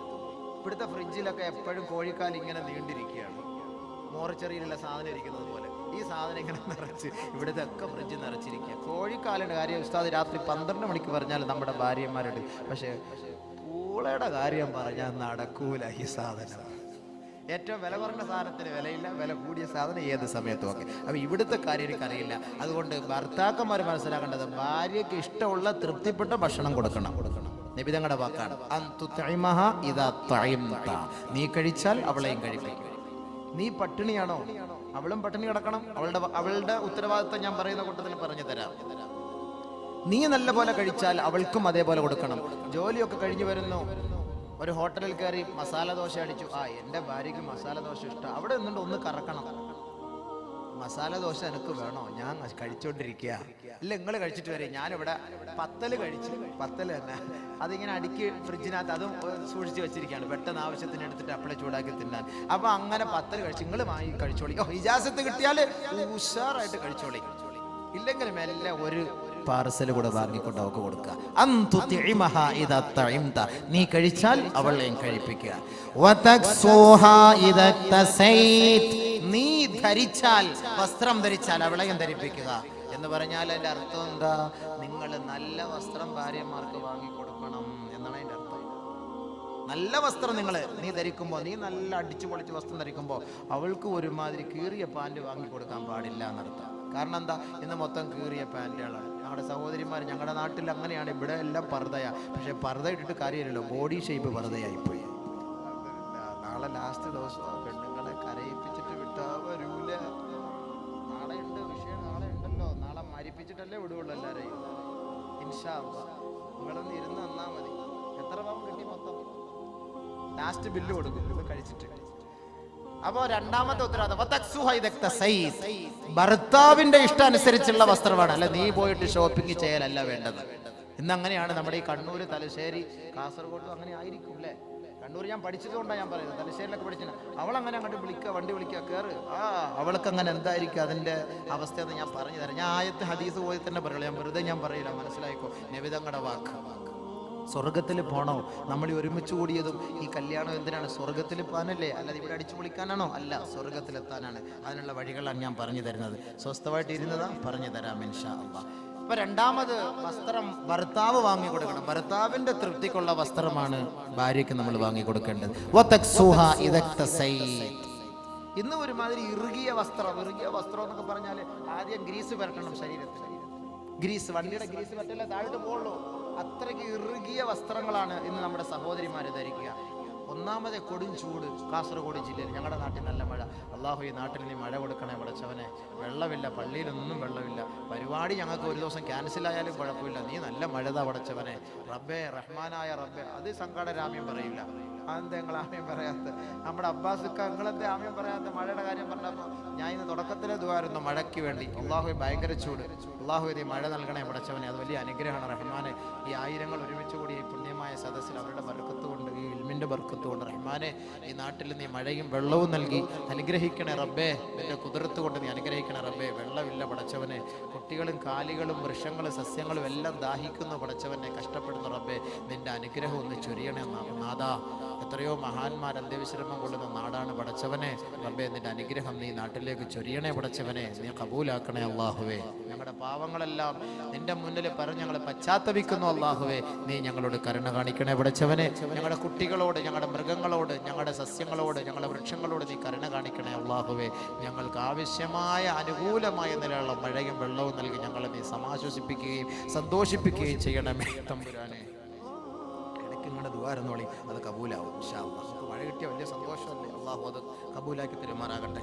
കാരണം നമ്മൾ ഒരുപാട് പെൺകുട്ടികളുടെ കണ്ണുനീരൊപ്പുന്നതിന് വേണ്ടിയുള്ള പരിശ്രമമാണ് നമ്മളിവിടെ നടത്തുന്നത്. അപ്പം അതിൻ്റെ പേരിൽ അള്ളാഹു നമ്മളെ സഹായിക്കും. വലിയ സഹായം അള്ളാഹു നമുക്ക് തരുന്നു. അതിൻ്റെ പേരിൽ അൽഹംദുലില്ലാഹ് അള്ളാഹു നമുക്ക് വെള്ളം തരും, യാതൊരു സംശയവുമില്ല. നിങ്ങൾ ധൈര്യമായിട്ടിരുന്നോളി.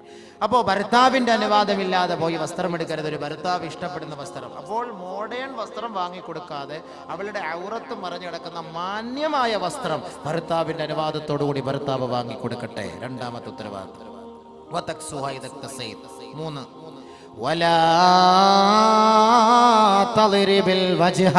അവളുടെ മുഖത്ത് നീ അടിക്കരുതേ, അവളെ വേദനിപ്പിക്കരുതേ. അടി ഇവിടെ ഉണ്ടോന്ന് അറിയില്ല. അടി ഞങ്ങളുടെ നാട്ടിലൊക്കെ അടിയുണ്ട് ഭാര്യയ്ക്ക്. കാരണം എന്ന് പറഞ്ഞാൽ ചില സന്ദർഭങ്ങളിൽ ഓക്ക് 2 കൊടുത്താലേ പറ്റുള്ളേ. അത്രയ്ക്ക് പ്രശ്നങ്ങളാണ്. ഉമർ റളിയല്ലാഹു തആല അൻഹു വീരനായിരുന്നു, വില്ലനായിരുന്നു. ഉമർ റളിയല്ലാഹു അൻഹുവിന്റെ ഭാര്യ ഉമറിനോട് കയർത്ത് സംസാരിക്കുമായിരുന്നു. മക്കക്കാരികളായ പെൺകുട്ടികൾ ഭർത്താക്കന്മാരോട് കയർത്ത് സംസാരിക്കുമായിരുന്നു. ഒരു ദിവസം മഹാനായ ഉമർ റളിയല്ലാഹു അൻഹു ഹബീബായ റസൂലുള്ളാഹി തങ്ങളുടെ സവിധത്തിൽ കടന്നു വന്നുകൊണ്ട് പറയുകയാണ്, യാ റസൂലല്ലാഹ് ദഇർനൻ നിസാഉ അലാ അസ്വാജിഹിൻ. ഭർത്താക്കന്മാർ, ഈ നാട്ടിലുള്ള ഭാര്യമാർ തന്റെ ഭർത്താക്കന്മാരുടെ മേൽ കയർത്തു സംസാരിക്കുന്നു നബിയെ. അതുകൊണ്ട് അവരെ അടിക്കാൻ അനുവാദം നൽകണം ഹബീബേ, അവരെ അടിക്കാനുള്ള അനുവാദം അവിടുന്ന് നൽകണം യാ റസൂലല്ലാഹ്. ഉമർ റളിയല്ലാഹു തആല അൻഹു പറയേണ്ട താമസം നബിയുനാ റസൂലുള്ളാഹി തങ്ങൾ ഫറഖസ ബിളർബിഹിൻ, ഭർത്താക്കന്മാർക്ക് ഭാര്യമാരെ അടിക്കാനുള്ള അനുവാദം നൽകി. ഉമർ റളിയല്ലാഹു അൻഹു അങ്ങനെ അനുവാദം കിട്ടിയാല് വിടുവോ? സാധനം ആരാ അത്? കാഞ്ഞങ്ങാട്ട് നിന്ന് കാസർകോട്ടേക്ക് ഉമർ റളിയല്ലാഹു അൻഹു വരുന്നു, കാസർകോട്ടിൽ നിന്ന് കാഞ്ഞങ്ങാട്ടേക്ക് ശൈത്താൻ വരുന്നു പറഞ്ഞാല് ശൈത്താന് കാസർകോട്ടിൽ നിന്ന് മംഗലാപുരം വഴി നേരെ ബാംഗ്ലൂരോ മൈസൂറോ ചാടിക്കളയും. കാരണം എന്താ? ഉമറിന്റെ പേര് കേട്ടാ തന്നെ പേടിയാ ശൈത്താൻ. ആ ഉമർ റളിയല്ലാഹു അൻഹുവിന്റെ കൈപ്പത്തിയുമായി വരികയാണ്. എന്തിന്? അടിക്കാൻ. കൊടുത്തില്ലേ അടി ഭാര്യമാരെ ആടി. മക്കാരായ സഹാബാക്കള് മുഴുവൻ അങ്ങോട്ട് തുടങ്ങി ആടി ഭാര്യമാരെ. എന്ന് പറഞ്ഞാൽ കയർത്തങ്ങോട്ട് സംസാരിക്കണം. ഇന്നും അറബിച്ച് പെണ്ണുങ്ങളുടെ സ്വഭാവം അറിയോ? ഗൾഫിൽ പോകുന്ന പെൺകുട്ടികൾ, ഗൾഫിൽ പോകുന്നവർക്കറിയാം അവിടുത്തെ പെണ്ണുങ്ങളുടെ സ്വഭാവം. അറബികള് പൈസ ആദ്യം വാങ്ങിയിട്ട് പൈസ കൊണ്ടുപോകുന്ന ഉടനെ പോക്കറ്റിൽ നിന്ന് ആദ്യം എന്ന് പറഞ്ഞിങ്ങനെ ഒറ്റ പിടിയാ. അതിനു മുമ്പ് 5000 16 റിയാൽ കിട്ടിയാൽ ഒരു 4000 റിയാൽ വണ്ടിയുടെ സീറ്റിൽ ഒളിപ്പിച്ച് വെക്കും ഭർത്താക്കന്മാര്. 6000 റിയാൽ പോക്കറ്റിൽ വെക്കും. കാരണം എന്താ? പോയ ഉടനെ കയറിഞ്ഞ് പിടിക്കുമെന്ന്. അങ്ങനെയാണ് അവിടെ. അപ്പൊ അത്രയ്ക്കും കയർത്ത് അറബികളുടെ ഒരു സംസ്കാരമായിരുന്നു. അങ്ങനെ കയർത്ത് സംസാരിക്കുമായിരുന്നു. ഭാര്യമാരങ്ങനെ കയർത്ത് സംസാരിച്ചു. ഭർത്താക്കന്മാർ അടിയും തുടങ്ങി. രക്ഷയില്ല. ഒരു ദിവസം അതാ പാതിരാത്രി അള്ളാഹുവിന്റെ റസൂലിന്റെ വീട്ടിലേക്ക് സ്ത്രീകളുടെ മാർച്ച്. ജാനു അല്ല ആദ്യം മാർച്ച് ചെയ്തത്. ജാനു ഒന്നും അല്ല ആദ്യം മാർച്ച് ചെയ്തത്. അട്ടപ്പാടിയിലെ ജാനുവാണോ മാർച്ച് ചെയ്തത്? നിങ്ങൾ അറിഞ്ഞോ? അല്ലല്ലല്ല. ലഖദ് ത്വാഫ ബിആലി ബൈതി മുഹമ്മദിൻ സ്വല്ലല്ലാഹു അലൈഹി വസല്ലം യഷ്കൂന അസ്വാജഹുൻ. ഒരു ദിവസം പാതിരാ സമയമെത്തിയപ്പോൾ ആയിഷ ബീവിയുടെ വീടിന്റെ ജുമ്മറപ്പടി നിറയെ സ്ത്രീകൾ ബഹുമാനപ്പെട്ട നബിയുനാ റസൂലുള്ളാഹി തങ്ങളുടെ മുബാറക്കായ വീടുകൾ വലയം ചെയ്തുകൊണ്ട് സ്ത്രീരത്നങ്ങൾ അതാ സിന്ദാബാദ് വിളിക്കുകയാ. ആരെക്കുറിച്ച്? വീടില്ല, വസ്തുവില്ല, ഭൂമിയില്ല, ഞങ്ങൾക്ക് പട്ടയമില്ല, വെള്ളമില്ല, മണ്ണെണ്ണയില്ല, റേഷനറി ഇല്ല, അതൊക്കെ ഞങ്ങൾക്കുണ്ട്. യഷ്കൂന അസ്വാജഹുൻ, തന്റെ ഭർത്താക്കന്മാരെ കുറിച്ചുള്ള പരാതിയാണ്. നബിയേ, മഹദിയേ, ഞങ്ങളുടെ ഭർത്താക്കന്മാർ ഞങ്ങളെ വല്ലാണ്ട് തല്ലുന്നു, അതിനുള്ള പരിഹാര മാർഗം കാണണം. അള്ളാന്റെ റസൂലിനോട് ആയിഷ ബീവി പറഞ്ഞു, ഇതാ ഈ സ്ത്രീ സമൂഹം വന്നുകൊണ്ട് അവരുടെ ആവലാദികൾ പറയുന്നു നബിയേ, അവരുടെ ഭർത്താക്കന്മാർ അവരെ വേദനിപ്പിക്കുന്നു, അടിക്കുന്നു എന്ന പരാതിയുമായി വന്നിരിക്കുകയാ. അള്ളാന്റെ റസൂല് പരസ്യ പ്രഖ്യാപനം നടത്തുകയാ. ലൈസ ഉലൈക ബിഖിയാരിഹിം, ഭർത്താക്കന്മാരെ നിങ്ങൾ ആരെങ്കിലും തങ്ങളുടെ ഭാര്യമാരെ അടിക്കുന്നുവെങ്കിൽ അവർ നല്ല സംസ്കാരമുള്ളവരല്ല, അവർ നല്ലവരെ അല്ല, അവർ നല്ലവരെ അല്ല. അടിക്ക് പരിസമാപ്തി കുറിച്ചുകൊണ്ട് നബിയുനാ റസൂലുള്ളാഹി തങ്ങൾ ഓർഡിനൻസ് പുറപ്പെടുവിച്ചു. മാത്രമല്ല ഹബീബായ റസൂലുള്ളാഹി തങ്ങൾ വീട്ടിൽ നിന്ന് ഇറങ്ങി വന്ന് എണ്ണി നോക്കിയപ്പോൾ 70ഓളം പെൺകുട്ടികളാണ് പാതിരാ സമയത്ത് ഭർത്താക്കന്മാരുടെ പീഡനത്തിന് ഇരയായി നബി തങ്ങളുടെ സെക്രട്ടേറിയറ്റിന് മുന്നിൽ മാർച്ചുമായി വന്നത്. പാതിരാ സമയത്ത് 70ഓളം പെണ്ണുങ്ങൾ. നബി തങ്ങൾ സല്ലല്ലാഹു അലൈഹി വസല്ലമ തങ്ങൾ പറഞ്ഞു, വലാ തളിരിബിൽ വജ്ഹ, പെണ്ണിന്റെ മുഖത്ത് നിങ്ങൾ അടിക്കരുത്. വലാ തുഖബ്ബിഹ്, അവളെ മോശമായി പറയരുത്. ഭർത്താക്കന്മാരെ മനസ്സിലാക്കി നബി തങ്ങളുടെ കുടുംബ ജീവിതത്തിലേക്ക് അല്പം ഒന്ന് ശ്രദ്ധിക്കുക. ഭർത്താവിന്റെ കടമ. വറാജഅത് ഇംറഅതു ഉമർ, ഒരു ദിവസം ഉമറിന്റെ ഭാര്യ ഉമറിനോട് കയർത്ത് സംസാരിച്ചു. ഉടനെ ഉമർ റളിയല്ലാഹു തആല അൻഹു ചോദിച്ചു, എടി മണ്ടി പെണ്ണെ, നീ എന്നോട് നീ കയർത്ത് സംസാരിക്ക, അത്രയ്ക്കും നീ അങ്ങോട്ട് വലിയ ആളായ. എന്നോട് കയർത്ത് ഞാൻ ആര്? ഉമർ. എന്നോട് നീ കയർത്ത് സംസാരിക്കുകയോ? ഉടനെ ഉമർ റളിയല്ലാഹു അൻഹുവിന്റെ ഭാര്യ പറയുകയാ, ഇന്ന അസ്വാജ റസൂലില്ലാഹി സ്വല്ലല്ലാഹു അലൈഹി വസല്ലമ യുറാജിഉനഹു വയഹ്ജുർനഹു യൗമൻ ഇലൽ ലൈൽ വഹുവ ഖൈറും മിൻക. നിങ്ങൾ പോ മനുഷ്യ. നബി തങ്ങളുടെ ഭാര്യമാർ അവര് അള്ളാന്റെ റസൂലിന്റെ മുന്നിൽ കയർത്ത് സംസാരിക്കുന്നു, അവരോട് ഒരു ദിവസം വരെ മിണ്ടാതെ ഇരിക്കുന്നു. നിങ്ങളെക്കാൾ എത്രയോ പോരിശമുള്ള മനുഷ്യനാ ആ മനുഷ്യന്റെ ഭാര്യമാര് അവരോട് കയർത്ത് സംസാരിക്കുന്നത്. പിന്നെ നിങ്ങൾ പോയി മനുഷ്യൻ, എന്റെ മകളെയാണ് നബിതങ്ങൾ വിവാഹം കഴിച്ചത്, ഹഫ്സ. എന്റെ മകൾ നബിതങ്ങളോട് കയർത്ത് സംസാരിക്കുകയോ? പെട്ടെന്ന് ചിന്ത വന്നതാണ്. അല്ല, ഭാര്യയെ താക്കീത് ചെയ്യാൻ നിന്നില്ല. നബിതങ്ങളുടെ ഭാര്യയായ ഹഫ്സ ബീവി നബിതങ്ങളോട് കയർത്ത് സംസാരിക്കുകയോ? അള്ളാഹുവിന്റെ റസൂലിന്റെ പ്രിയപ്പെട്ട തോഴനായ ഉമർ റളിയല്ലാഹു അൻഹു പരസ്യമായി വിളിച്ചു പറഞ്ഞു, ഖാബത്ത് ഹഫ്സതു വഖാബത്ത് ഹഫ്സതു വഖസിറത് ഇൻ തുറാജഅതുഹു. നബീന റസൂലുള്ളാഹി തങ്ങളുടെ പ്രിയപ്പെട്ട ഭാര്യ ഹഫ്സ, എന്റെ മകൾ, അവള് തൊലഞ്ഞത് തന്നെ, അവള് നശിച്ചത് തന്നെ. അവൾ നബിതങ്ങളോട് കയർത്ത് സംസാരിച്ചിട്ടുണ്ടെങ്കിൽ തൊലഞ്ഞത് തന്നെ. നേരെ ഉമർ റളിയല്ലാഹു തആല അൻഹു ബഹുമാനപ്പെട്ട പ്രവാചകന്റെ സവിധത്തിലേക്ക്, ഹഫ്സ ബീവിയുടെ വീട്ടിലേക്ക് ഉമർ റളിയല്ലാഹു അൻഹു കടന്നു വരികയാണ്. ഉമർ റളിയല്ലാഹു അൻഹു ഇവിടെ ശ്രദ്ധിക്കേണ്ടത് ഒരു കാര്യം, ഇവിടെ ശ്രദ്ധിക്കേണ്ടത്, ഭാര്യമാർ, നമ്മുടെ പെൺകുട്ടികളെ ഉപ്പമാർ ഉമ്മമാർ വിവാഹം കഴിപ്പിച്ച് അയക്കുമ്പോ പെൺകുട്ടിയുടെ ഭാഗത്തു നിന്ന് വല്ല അപാകതകൾ വന്നാൽ ഉപ്പമാർ പരിഹരിക്കണം എന്നതിന്റെ തെളിവാണ് ഉമർ റളിയല്ലാഹു അൻഹു ഇവിടെ നമുക്ക് ചർച്ച ചെയ്ത് പഠിപ്പിച്ചിരുന്നത്. ഉമർ റളിയല്ലാഹു തആല അൻഹു നേരെ വന്നു, ഹഫ്സ ബിയുടെ അരികിലേക്ക് വന്നു. ഹഫ്സയെ വിളിച്ചിട്ട് പറഞ്ഞു, യാ ഹഫ്സ, എടി പെണ്ണെ ഹഫ്സ, ലാ തഗ്തറി ബിബ്നതി ഇബ്നി അബി ഖുഹാഫ. ആയിഷ എന്ന് പറയുന്ന അബൂ ഖുഹാഫയുടെ മകൻ അബൂബക്കറിന്റെ മകൾ ആയിഷ നിന്നെ വഞ്ചിതയാക്കാതിരിക്കട്ടെ. ഫഇന്നഹാ ഹിബ്ബു റസൂലില്ലാഹി സ്വല്ലല്ലാഹു അലൈഹി വസല്ലം. അവൾ നബിതങ്ങളുടെ പ്രിയങ്കരിയാണ്. ഒരുപക്ഷെ ആയിഷ ബീവി നബിതങ്ങളോട് കയർത്ത് സംസാരിച്ചിരിക്കാം.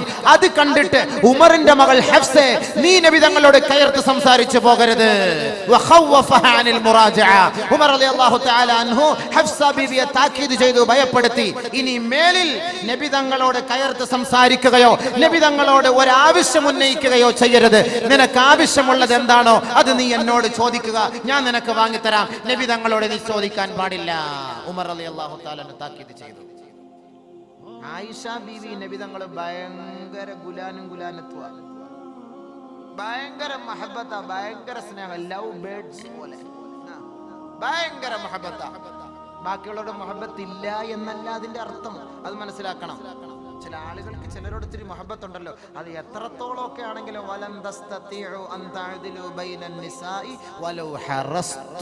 നിങ്ങൾ എത്ര ആഗ്രഹിച്ചാലും എല്ലാവരെയും അങ്ങോട്ട് ഒരേപോലെ അങ്ങോട്ട് അഡ്ജസ്റ്റ് ചെയ്ത് കൊണ്ടുപോകാൻ അത് ഇത്തിരി ബുദ്ധിമുട്ടാണ്. പക്ഷേ ബാഹ്യമായ നിലയിൽ എല്ലാവരെയും ഒരേ കണ്ണുകൊണ്ടായിരിക്കും നബിതങ്ങൾ കണ്ടിട്ടുള്ളത്, കാണുന്നത്, പ്രവർത്തിച്ചിട്ടുള്ളത്.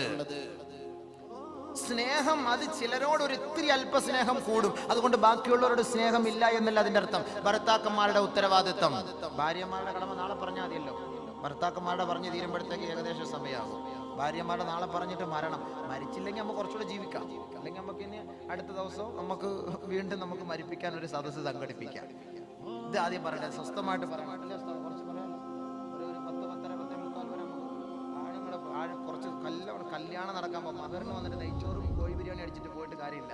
എന്താണ് കല്യാണം എന്ന് പറയണമല്ലോ. ഇവർ ഈ തന്ന ഫുലൂസിനൊക്കെ കാരണം ഉണ്ടാവണമല്ലോ. അതുകൊണ്ട് നല്ലപോലെ ശ്രദ്ധിച്ചോളി. എങ്ങനെയായിരിക്കണം ഒരു കുടുംബജീവിതം, ഭാര്യ ഭർത്തൃ ബന്ധം എങ്ങനെയായിരിക്കണം? ഒരു ഉപ്പ ഒരു ഉമ്മ മകളെ വിവാഹം കഴിപ്പിച്ച് അയച്ചാൽ എങ്ങനെയായിരിക്കണം അവളോടുള്ള സമീപനം? ഒന്ന് ശ്രദ്ധിച്ച് മനസ്സിലാക്കണം. പഠിക്കാനുള്ള ഉപദേശം നസീഹത്താണ്.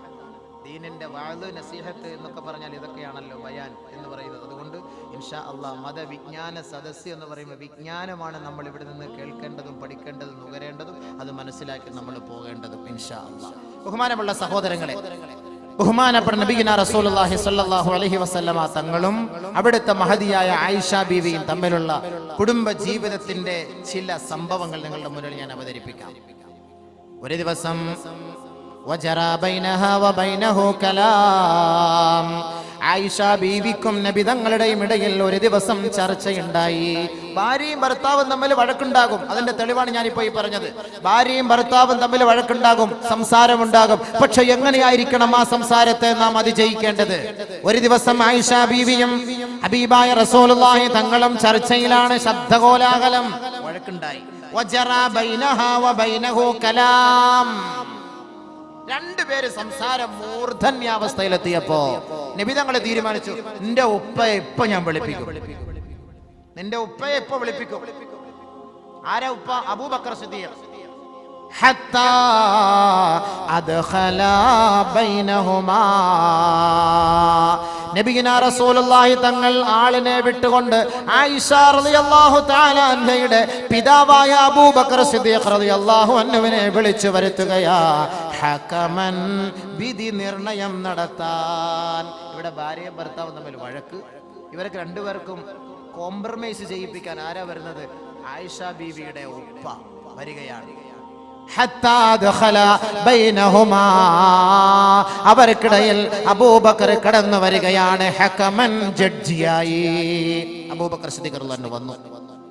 നബി തങ്ങൾ ആയിഷ ബീവിയോട് പറഞ്ഞു, തുകല്ലിമീന ഔ അതകല്ലമു. ബഹുമാനപ്പെട്ട പ്രവാചകൻ സല്ലല്ലാഹു അലൈഹി വസല്ലമ തങ്ങൾ തന്റെ പ്രിയപ്പെട്ട പത്നിയുമായുള്ള വഴക്കിൽ ശണ്ടകൂടലിൽ ആയിഷ ബീവിയോട് അല്ലാഹുവിന്റെ റസൂൽ പറഞ്ഞു, നിന്റെ ഉപ്പ വന്നിട്ടുണ്ട്, നീ സംസാരിക്കണോ അതോ ഞാൻ സംസാരിക്കണോ? ചോദ്യം നോക്കണേ, എത്ര മാന്യമായ രീതിയിലല്ലേ. പെണ്ണെ, നിന്റെ ഉപ്പ വന്നിട്ടുണ്ട്, തുകല്ലിമീന ഔ അതകല്ലമു, നീ സംസാരിക്കണോ അതോ ഞാൻ സംസാരിക്കട്ടെയോ? ആയിഷ ബീവി പറഞ്ഞ വാക്ക് കേട്ടോ, നല്ലപോലെ ശ്രദ്ധിച്ചോണം. തകല്ലം ബൽ തകല്ലം അൻത, അല്ല നിങ്ങൾ സംസാരിച്ചോളി, നിങ്ങൾ പറഞ്ഞോളി. എന്നിട്ട് ശേഷം ആയിഷ ബീവി ഒരു വാക്കൂടെ കൂട്ടിച്ചേർത്തു, വലാ തഖുൽ ഇല്ലാ ഹഖ്ഖാ, നമുക്കിടയിൽ നടന്ന സത്യം മാത്രമേ പറയാവൂ, ഇല്ലാത്തതൊന്നും കൂട്ടി പറയരുതേ. ആരുടെ മുഖത്ത് നോക്കിയിട്ടായി പറയണത്? നമ്മളെ പോലുള്ള സാദാ സീത ഒരു ഭർത്താവിന്റെ മുഖത്ത് നോക്കിയിട്ടാണോ ഈ പറയുന്നത്? നബിയുനാ റസൂലുള്ളാഹി തങ്ങളുടെ മുഖത്ത് നോക്കിക്കൊണ്ട് ആയിഷ ബീവി റളിയല്ലാഹു അൻഹ പറയുകയാണ്, നിങ്ങൾ സംസാരിച്ചു കൊള്ളുക, പക്ഷേ വലാ തഖുൽ ഇല്ലാ ഹഖ്ഖാ, സത്യം മാത്രമേ പറയാവൂ. അബൂബക്കർ സിദ്ദീഖിന് ഉച്ചി മുതൽ ഉള്ളങ്കാല് വരെ പെരുത്തു വരികയും അബൂബക്കർ സിദ്ദീഖ് അടിക്കുകയും ഹത്താ ദുമിയ ഫിഹാ, അവളുടെ മുഖത്ത് നിന്ന് വായിൽ നിന്ന് രക്തമൊലിക്കുകയും സ്വന്തം മകളുടെ കർണപുടത്തിന് ഒരൊറ്റ അടി അബൂബക്കർ സിദ്ദീഖ് റളിയല്ലാഹു അള്ളാഹു പിതാവ്. കാരണം എന്താ? അബൂബക്കർ സിദ്ദീഖ് ഫഖാല പറഞ്ഞു, യാ ഉദയ്യതു നഫ്സഹ, തന്റെ ശരീരത്തെ നശിപ്പിച്ച പെണ്ണെ, അവ യഖൂലു ഗൈറൽ ഹഖ്, ഈ ഇരിക്കുന്നത് ആരെന്ന് നീ അറിഞ്ഞോ? ലോകത്തിന്റെ നായകൻ, സത്യം ലോകത്ത് വിളിച്ചോതാൻ വന്ന ഹബീബായ റസൂലുള്ളാഹി തങ്ങൾ, ഈ ഹബീബായ തങ്ങൾ കള്ളം പറയുമെന്നോ? എന്ത് വിഡിത്തമാണ് നീ വിളിച്ചു പറയുന്നത്? ബഹുമാനപ്പെട്ട അബൂബക്കർ സിദ്ദീഖ് റളിയല്ലാഹു തആല അൻഹു ആയിഷ ബീവി അടിച്ച അടിയിൽ വായിൽ നിന്ന് രക്തമൊലിച്ചു. അബൂബക്കർ സിദ്ദീഖ് റളിയല്ലാഹു അൻഹു പിതാവാണ്. ബഹുമാനപ്പെട്ട നബിയും തന്റെ ഭാര്യയുമായ ആയിഷയുമായിട്ട് ശണ്ടേല വഴക്കിലാണ്. അബൂബക്കർ വാപ്പ മകളെ അടിച്ചു. ഫസ്തജാറത് ബിറസൂലില്ലാഹി സ്വല്ലല്ലാഹു അലൈഹി വസല്ലം, നബിയുനാ റസൂലുള്ളാഹി തങ്ങളെ വന്ന് ആയിഷ ബീവി സഹായത്തിനു വേണ്ടി അഭയം തേടി. ഇവിടെ നമ്മൾ ചിന്തിക്കേണ്ടത് എന്താണ്? നമ്മുടെ ഉപ്പ മകളുടെ സാന്നിധ്യത്തിൽ, മരുമകന്റെ സാന്നിധ്യത്തിൽ മകളെ അടിച്ചാലും ആ മകൾ സഹായത്തിന് പോകുന്നത് ഉപ്പയോടോ ഉമ്മയോടോ ആയിരിക്കും, ഭർത്താവിനോട് പോലെ. കാരണം എന്താ? ഭർത്താവോട് വഴക്കല്ലേ, പിന്നെ അങ്ങനെ പോയി കഴിഞ്ഞാൽ പിന്നെ അവന്റെ ഭാഗത്ത് നിന്ന് അടി കിട്ടൂലേ? ഈ ആയിഷ ബീവി നബി തങ്ങളുമായുള്ള ബന്ധം സുദൃഢമാണ് എന്നതിന്റെ തെളിവാണ് സ്വന്തം പിതാവ് ആയിഷ ബീവി അടിക്കുകയും വായിൽ നിന്ന് രക്തമൊലിക്കുകയും ചെയ്തപ്പോൾ അള്ളാഹുവിന്റെ റസൂലിന്റെ സവിധത്തിൽ വന്ന് കെട്ടിപ്പിടിച്ച് അഭയം തേടി. വഖഅദത് ഖൽഫ ദഹരിഹി, നബിയുനാ റസൂലുള്ളാഹി തങ്ങളുടെ മുതുകിന് പിറകിൽ വന്ന് ഒളിച്ചിരുന്നു ആയിഷ ബീവി. ശേഷം നബിയുനാ റസൂലുള്ളാഹി തങ്ങൾ അബൂബക്കർ സിദ്ദീഖിനെ നോക്കിയിട്ട് പറഞ്ഞു, യാ അബൂബക്കർ ലം നദ്ഉക ഹാദാ വലം അർദ്നാ മിൻക ഹാദാ, നിങ്ങളിൽ നിന്ന് ഇത് നമ്മൾ പ്രതീക്ഷിച്ചില്ല കേട്ടോ, നിങ്ങളെ ഇതിനു വേണ്ടി വിളിച്ചിട്ടില്ല. വണ്ടി വിട്. നമ്മുടെ നാട്ടിലാണെങ്കിലോ നമ്മുടെ ഭാര്യയെ നമ്മുടെ ഉപ്പ വന്ന് അടിച്ചാൽ കൊടുക്ക് അമ്മോശൻ തന്നെ വിളിക്കണം. മാമാന്ന് പറയില്ല, അമ്മോശൻ അല്ലേ, കൊടുക്ക് അമ്മോശൻ, നല്ലപോലെ കൊടു. ഞാൻ മട്ടൻ ബിരിയാണി വാങ്ങി തരാം, കൊടു, രണ്ടെണ്ണം കൊടു, നല്ല അടി കൊടു, അതല്ലേ പറയുള്ളൂ. നബിയുനാ റസൂലുള്ളാഹി തങ്ങൾ എന്താ പറഞ്ഞത്? ലം നദ്ഉക ഹാദാ, ഞങ്ങൾക്കിടയിൽ ഒരു കോംപ്രമൈസ് ചെയ്യാൻ നിങ്ങളെ ഞങ്ങളെ വിളിച്ചു, ഈ പെണ്ണിനെ അടിക്കാൻ ഞങ്ങളെ വിളിച്ചിട്ടില്ല. വലം ഔരിദ്നാ മിൻക ഹാദാ വലം നുരിദ്നാ മിൻക ഹാദാ, ഇത്ര ഞങ്ങൾ പ്രതീക്ഷിച്ചില്ല കേട്ടോ, ഇങ്ങനെ അടിക്കാൻ പാടില്ല. ബഹുമാനപ്പെട്ട ആയിഷ സിദ്ദീഖ റളിയല്ലാഹു തആല അൻഹ ചിരിച്ചു, സന്തോഷിച്ചു. നബിയെ, ഞാൻ ഒരു മണ്ടിപ്പെണ്ണ് എന്തെങ്കിലും ഒന്ന് കാട്ടിയതിൻ്റെ പേരിൽ ഇങ്ങനെ അങ്ങോട്ട് ദേഷ്യപ്പെട്ടാലോ. എന്നാലും അവിടെ അള്ളാന്റെ റസൂല് ആയിഷ ബീവിയെ തലോടുകയാണ് ചെയ്തത്. ഭർത്താവ് ഭാര്യയും തമ്മിലുള്ള രഹസ്യം ഉപ്പാന്റെ മുന്നിൽ പരസ്യപ്പെടുത്താൻ ആ കുടുംബം തയ്യാറായില്ല.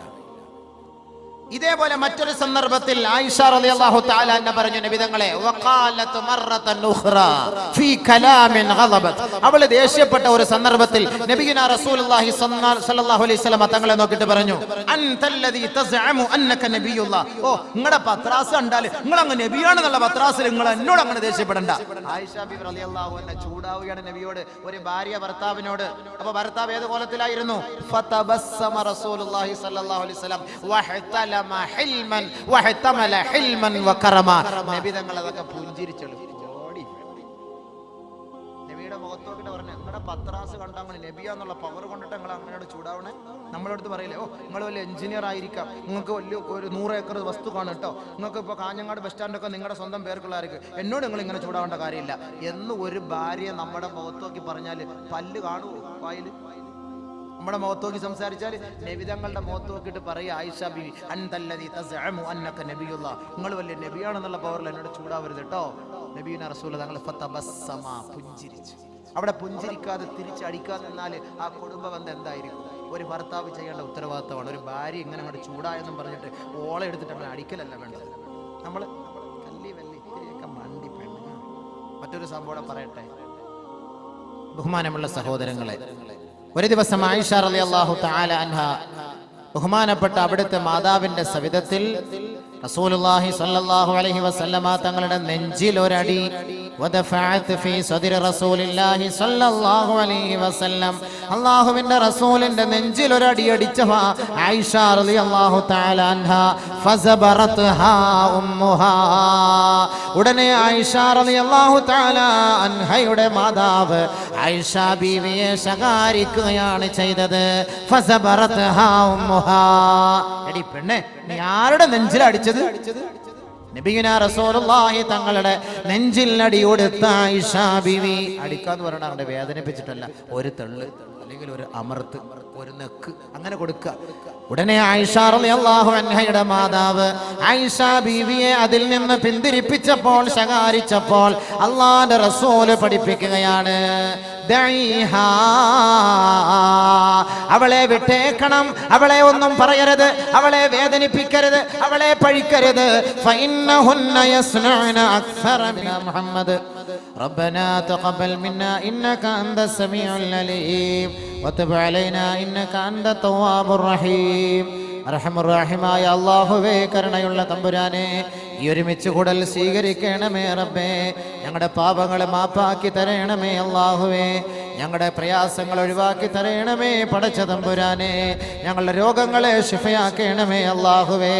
മാനസികമായി പ്രയാസം അനുഭവപ്പെടുന്ന സഹോദരങ്ങൾ, കുടുംബക്കാർ ഈ കൂട്ടത്തിലുണ്ട് അല്ലാ. അവരുടെ സകലമാന പ്രയാസങ്ങളെ ഒഴിവാക്കി കൊടുക്കണേ നാഥാ. മാരകമായ ക്യാൻസർ രോഗത്തിനടിമപ്പെട്ടവരെ നീ അതിൽ നിന്ന് മോചിപ്പിക്കണമേ അല്ലാഹുവേ. അതിന്റെ ചികിത്സാർത്ഥം ഈ നാട്ടിൽ നിന്ന് ഏതെല്ലാം ആശുപത്രികളിലേക്ക് പോയോ അവരെ നീ അനുഗ്രഹിക്കണേ റബ്ബേ. എത്രയെത്ര കുഞ്ഞുമക്കൾക്ക് മാരകമായ ക്യാൻസർ രോഗത്തിന് അടിമപ്പെട്ടുകൊണ്ട് അവർ വേദന അനുഭവിക്കുന്നു നാഥാ. ഷാഫിയായ അല്ലാ, വാഫിയും മുആഫിയുമായ അല്ലാ, അവർക്ക് നീ ശിഫ നൽകണമേ റബ്ബേ. അപസ്മാര രോഗികളുടെ രോഗങ്ങൾക്ക് ശിഫ നൽകണേ അല്ലാ. അതിന് മരുന്ന് കഴിക്കുന്നവർക്ക് മോചനം നൽകണമേ തമ്പുരാനെ. അല്ലാഹുവേ, സാധുക്കളായ പെൺകുട്ടികളുടെ കണ്ണുനീരൊപ്പുന്നതിന് വേണ്ടി ആരൊരാൾ ഈ പുണ്യമായ സദസ്സിൽ ഈ നഗരിയിലേക്ക് ദിവസങ്ങൾ കൊണ്ട് റബ്ബേ ചോദിച്ചതെല്ലാം അവർ നൽകിയ ഈ സുന്ദരമായ ഈ ഒരു സംഭാവന റബ്ബേ നീ അനുഗ്രഹിക്കണമേ നാഥാ. സ്വീകരിക്കണമേ അല്ലാ. അവരുടെ ആവശ്യങ്ങൾ നിറവേറ്റി കൊടുക്കണമേ റബ്ബേ. അവരുടെ രോഗങ്ങളെ സുഖപ്പെടുത്തണമേ റബ്ബേ. അവരുടെ മക്കളെ സാലിഹീങ്ങളാക്കണേ അല്ലാ. പടച്ച തമ്പുരാനെ, അബ്ദുൽ നാസർ മഅദനി ഉസ്താദിനെ രക്ഷപ്പെടുത്ത് തമ്പുരാനെ. മോചിപ്പിക്ക് തമ്പുരാനെ. ആഫിയത്ത് കൊടുക്ക് തമ്പുരാനെ. ആരോഗ്യം നൽക തമ്പുരാനെ. അല്ലാഹുവേ, അവരെയും അതേപോലെ ജയിലിന്റെ കാരിരുമ്പഴികൾക്കുള്ളിൽ നിരപരാധികളായ എത്രയോ പേര് അല്ലാഹുവേ തളച്ചിടപ്പെട്ടിരിക്കുകയാണ് റബ്ബേ. ആദിലായ അല്ലാ, ഖാലിഖായ അല്ലാ, നിന്റെ കാരുണ്യം, നിന്റെ നീതി അവരിലേക്ക് ഇറക്കി കൊടുക്കു തമ്പുരാനെ. പടച്ചവനെ, അവരെ നീ അനുഗ്രഹിക്കണമേ അല്ലാ, അവരെ നീ സഹായിക്കു തമ്പുരാനെ, അവരുടെ കുടുംബത്തെ നീ അനുഗ്രഹിക്കണമേ അല്ലാ. ഇത്രയും സമയം നിന്റെ ഇൽമിന്റെ സദസ്സിനെ ധന്യമാക്കിയ നല്ലവരായ സഹോദരിമാർ, സഹോദരങ്ങൾ, കുഞ്ഞുമക്കളല്ലാ, അവരുടെ ഈ വരവിനെ സ്വീകരിക്കണേ അല്ലാ, കബൂലാക്കണമേ അല്ലാ. ഞങ്ങൾ മരണപ്പെട്ടു പോയവരുടെ ഖബറുകളെ നീ പ്രകാശിപ്പിക്കു തമ്പുരാനെ, മഗ്ഫിറത്ത് കൊണ്ട് നിറയ്ക്കണേ അല്ലാ. ഈ ദുആ കൊണ്ട് ആരെല്ലാം വസിയത്ത് ചെയ്തോ, 1 രൂപ മുതൽ ലക്ഷക്കണക്കിന് രൂപ വരെ നൽകി ഈ സദസ്സിനെ ധന്യമാക്കിയ നല്ലവരായ നാട്ടുകാർ, പ്രവാസികൾ അല്ലാ, അവരുടെ കൈകളിൽ കിടന്ന, സഹോദരിമാരുടെ കൈകളിൽ കിടന്ന ആഭരണങ്ങൾ ഈ ഒരു പുണ്യമായ കർമ്മത്തിന് വേണ്ടി ഒഴിഞ്ഞു വെച്ചവർ റബ്ബേ, അവരെ നീ അനുഗ്രഹിക്കണേ അല്ലാ, കബൂലാക്കണമേ അല്ലാ. പടച്ചവനെ, ഈ ദുആ നീ സ്വീകരിക്കു റബ്ബേ, തട്ടിക്കളയല്ല റബ്ബേ. ഖാലിഖായ അല്ലാ, മാലിക്കായ അല്ലാ, ലാ ഇലാഹ ഇല്ലല്ലാഹുൽ അളീമുൽ ഹലീം, ലാ ഇലാഹ ഇല്ലല്ലാഹു റബ്ബുൽ അർശിൽ അളീം, ലാ ഇലാഹ ഇല്ലല്ലാഹു റബ്ബുസ് സമാവാതി റബ്ബുൽ അർളി റബ്ബുൽ അർശിൽ കരീം, അല്ലാഹുമ്മ അംതിറിസ് സമാ അലൈനാ മിദ്റാറാ. പടച്ചവനെ, ഞങ്ങൾക്ക് മഴ നൽകണേ അല്ലാ, ഈ കഠിനമായ ചൂടിൽ നിന്ന് ഈ നാടിനെ മോചിപ്പിക്കണേ അല്ലാ, വെള്ളം നൽകി അനുഗ്രഹിക്കണേ അല്ലാ, നിന്നോട് നന്ദിയുള്ളവരാകുമല്ലാ.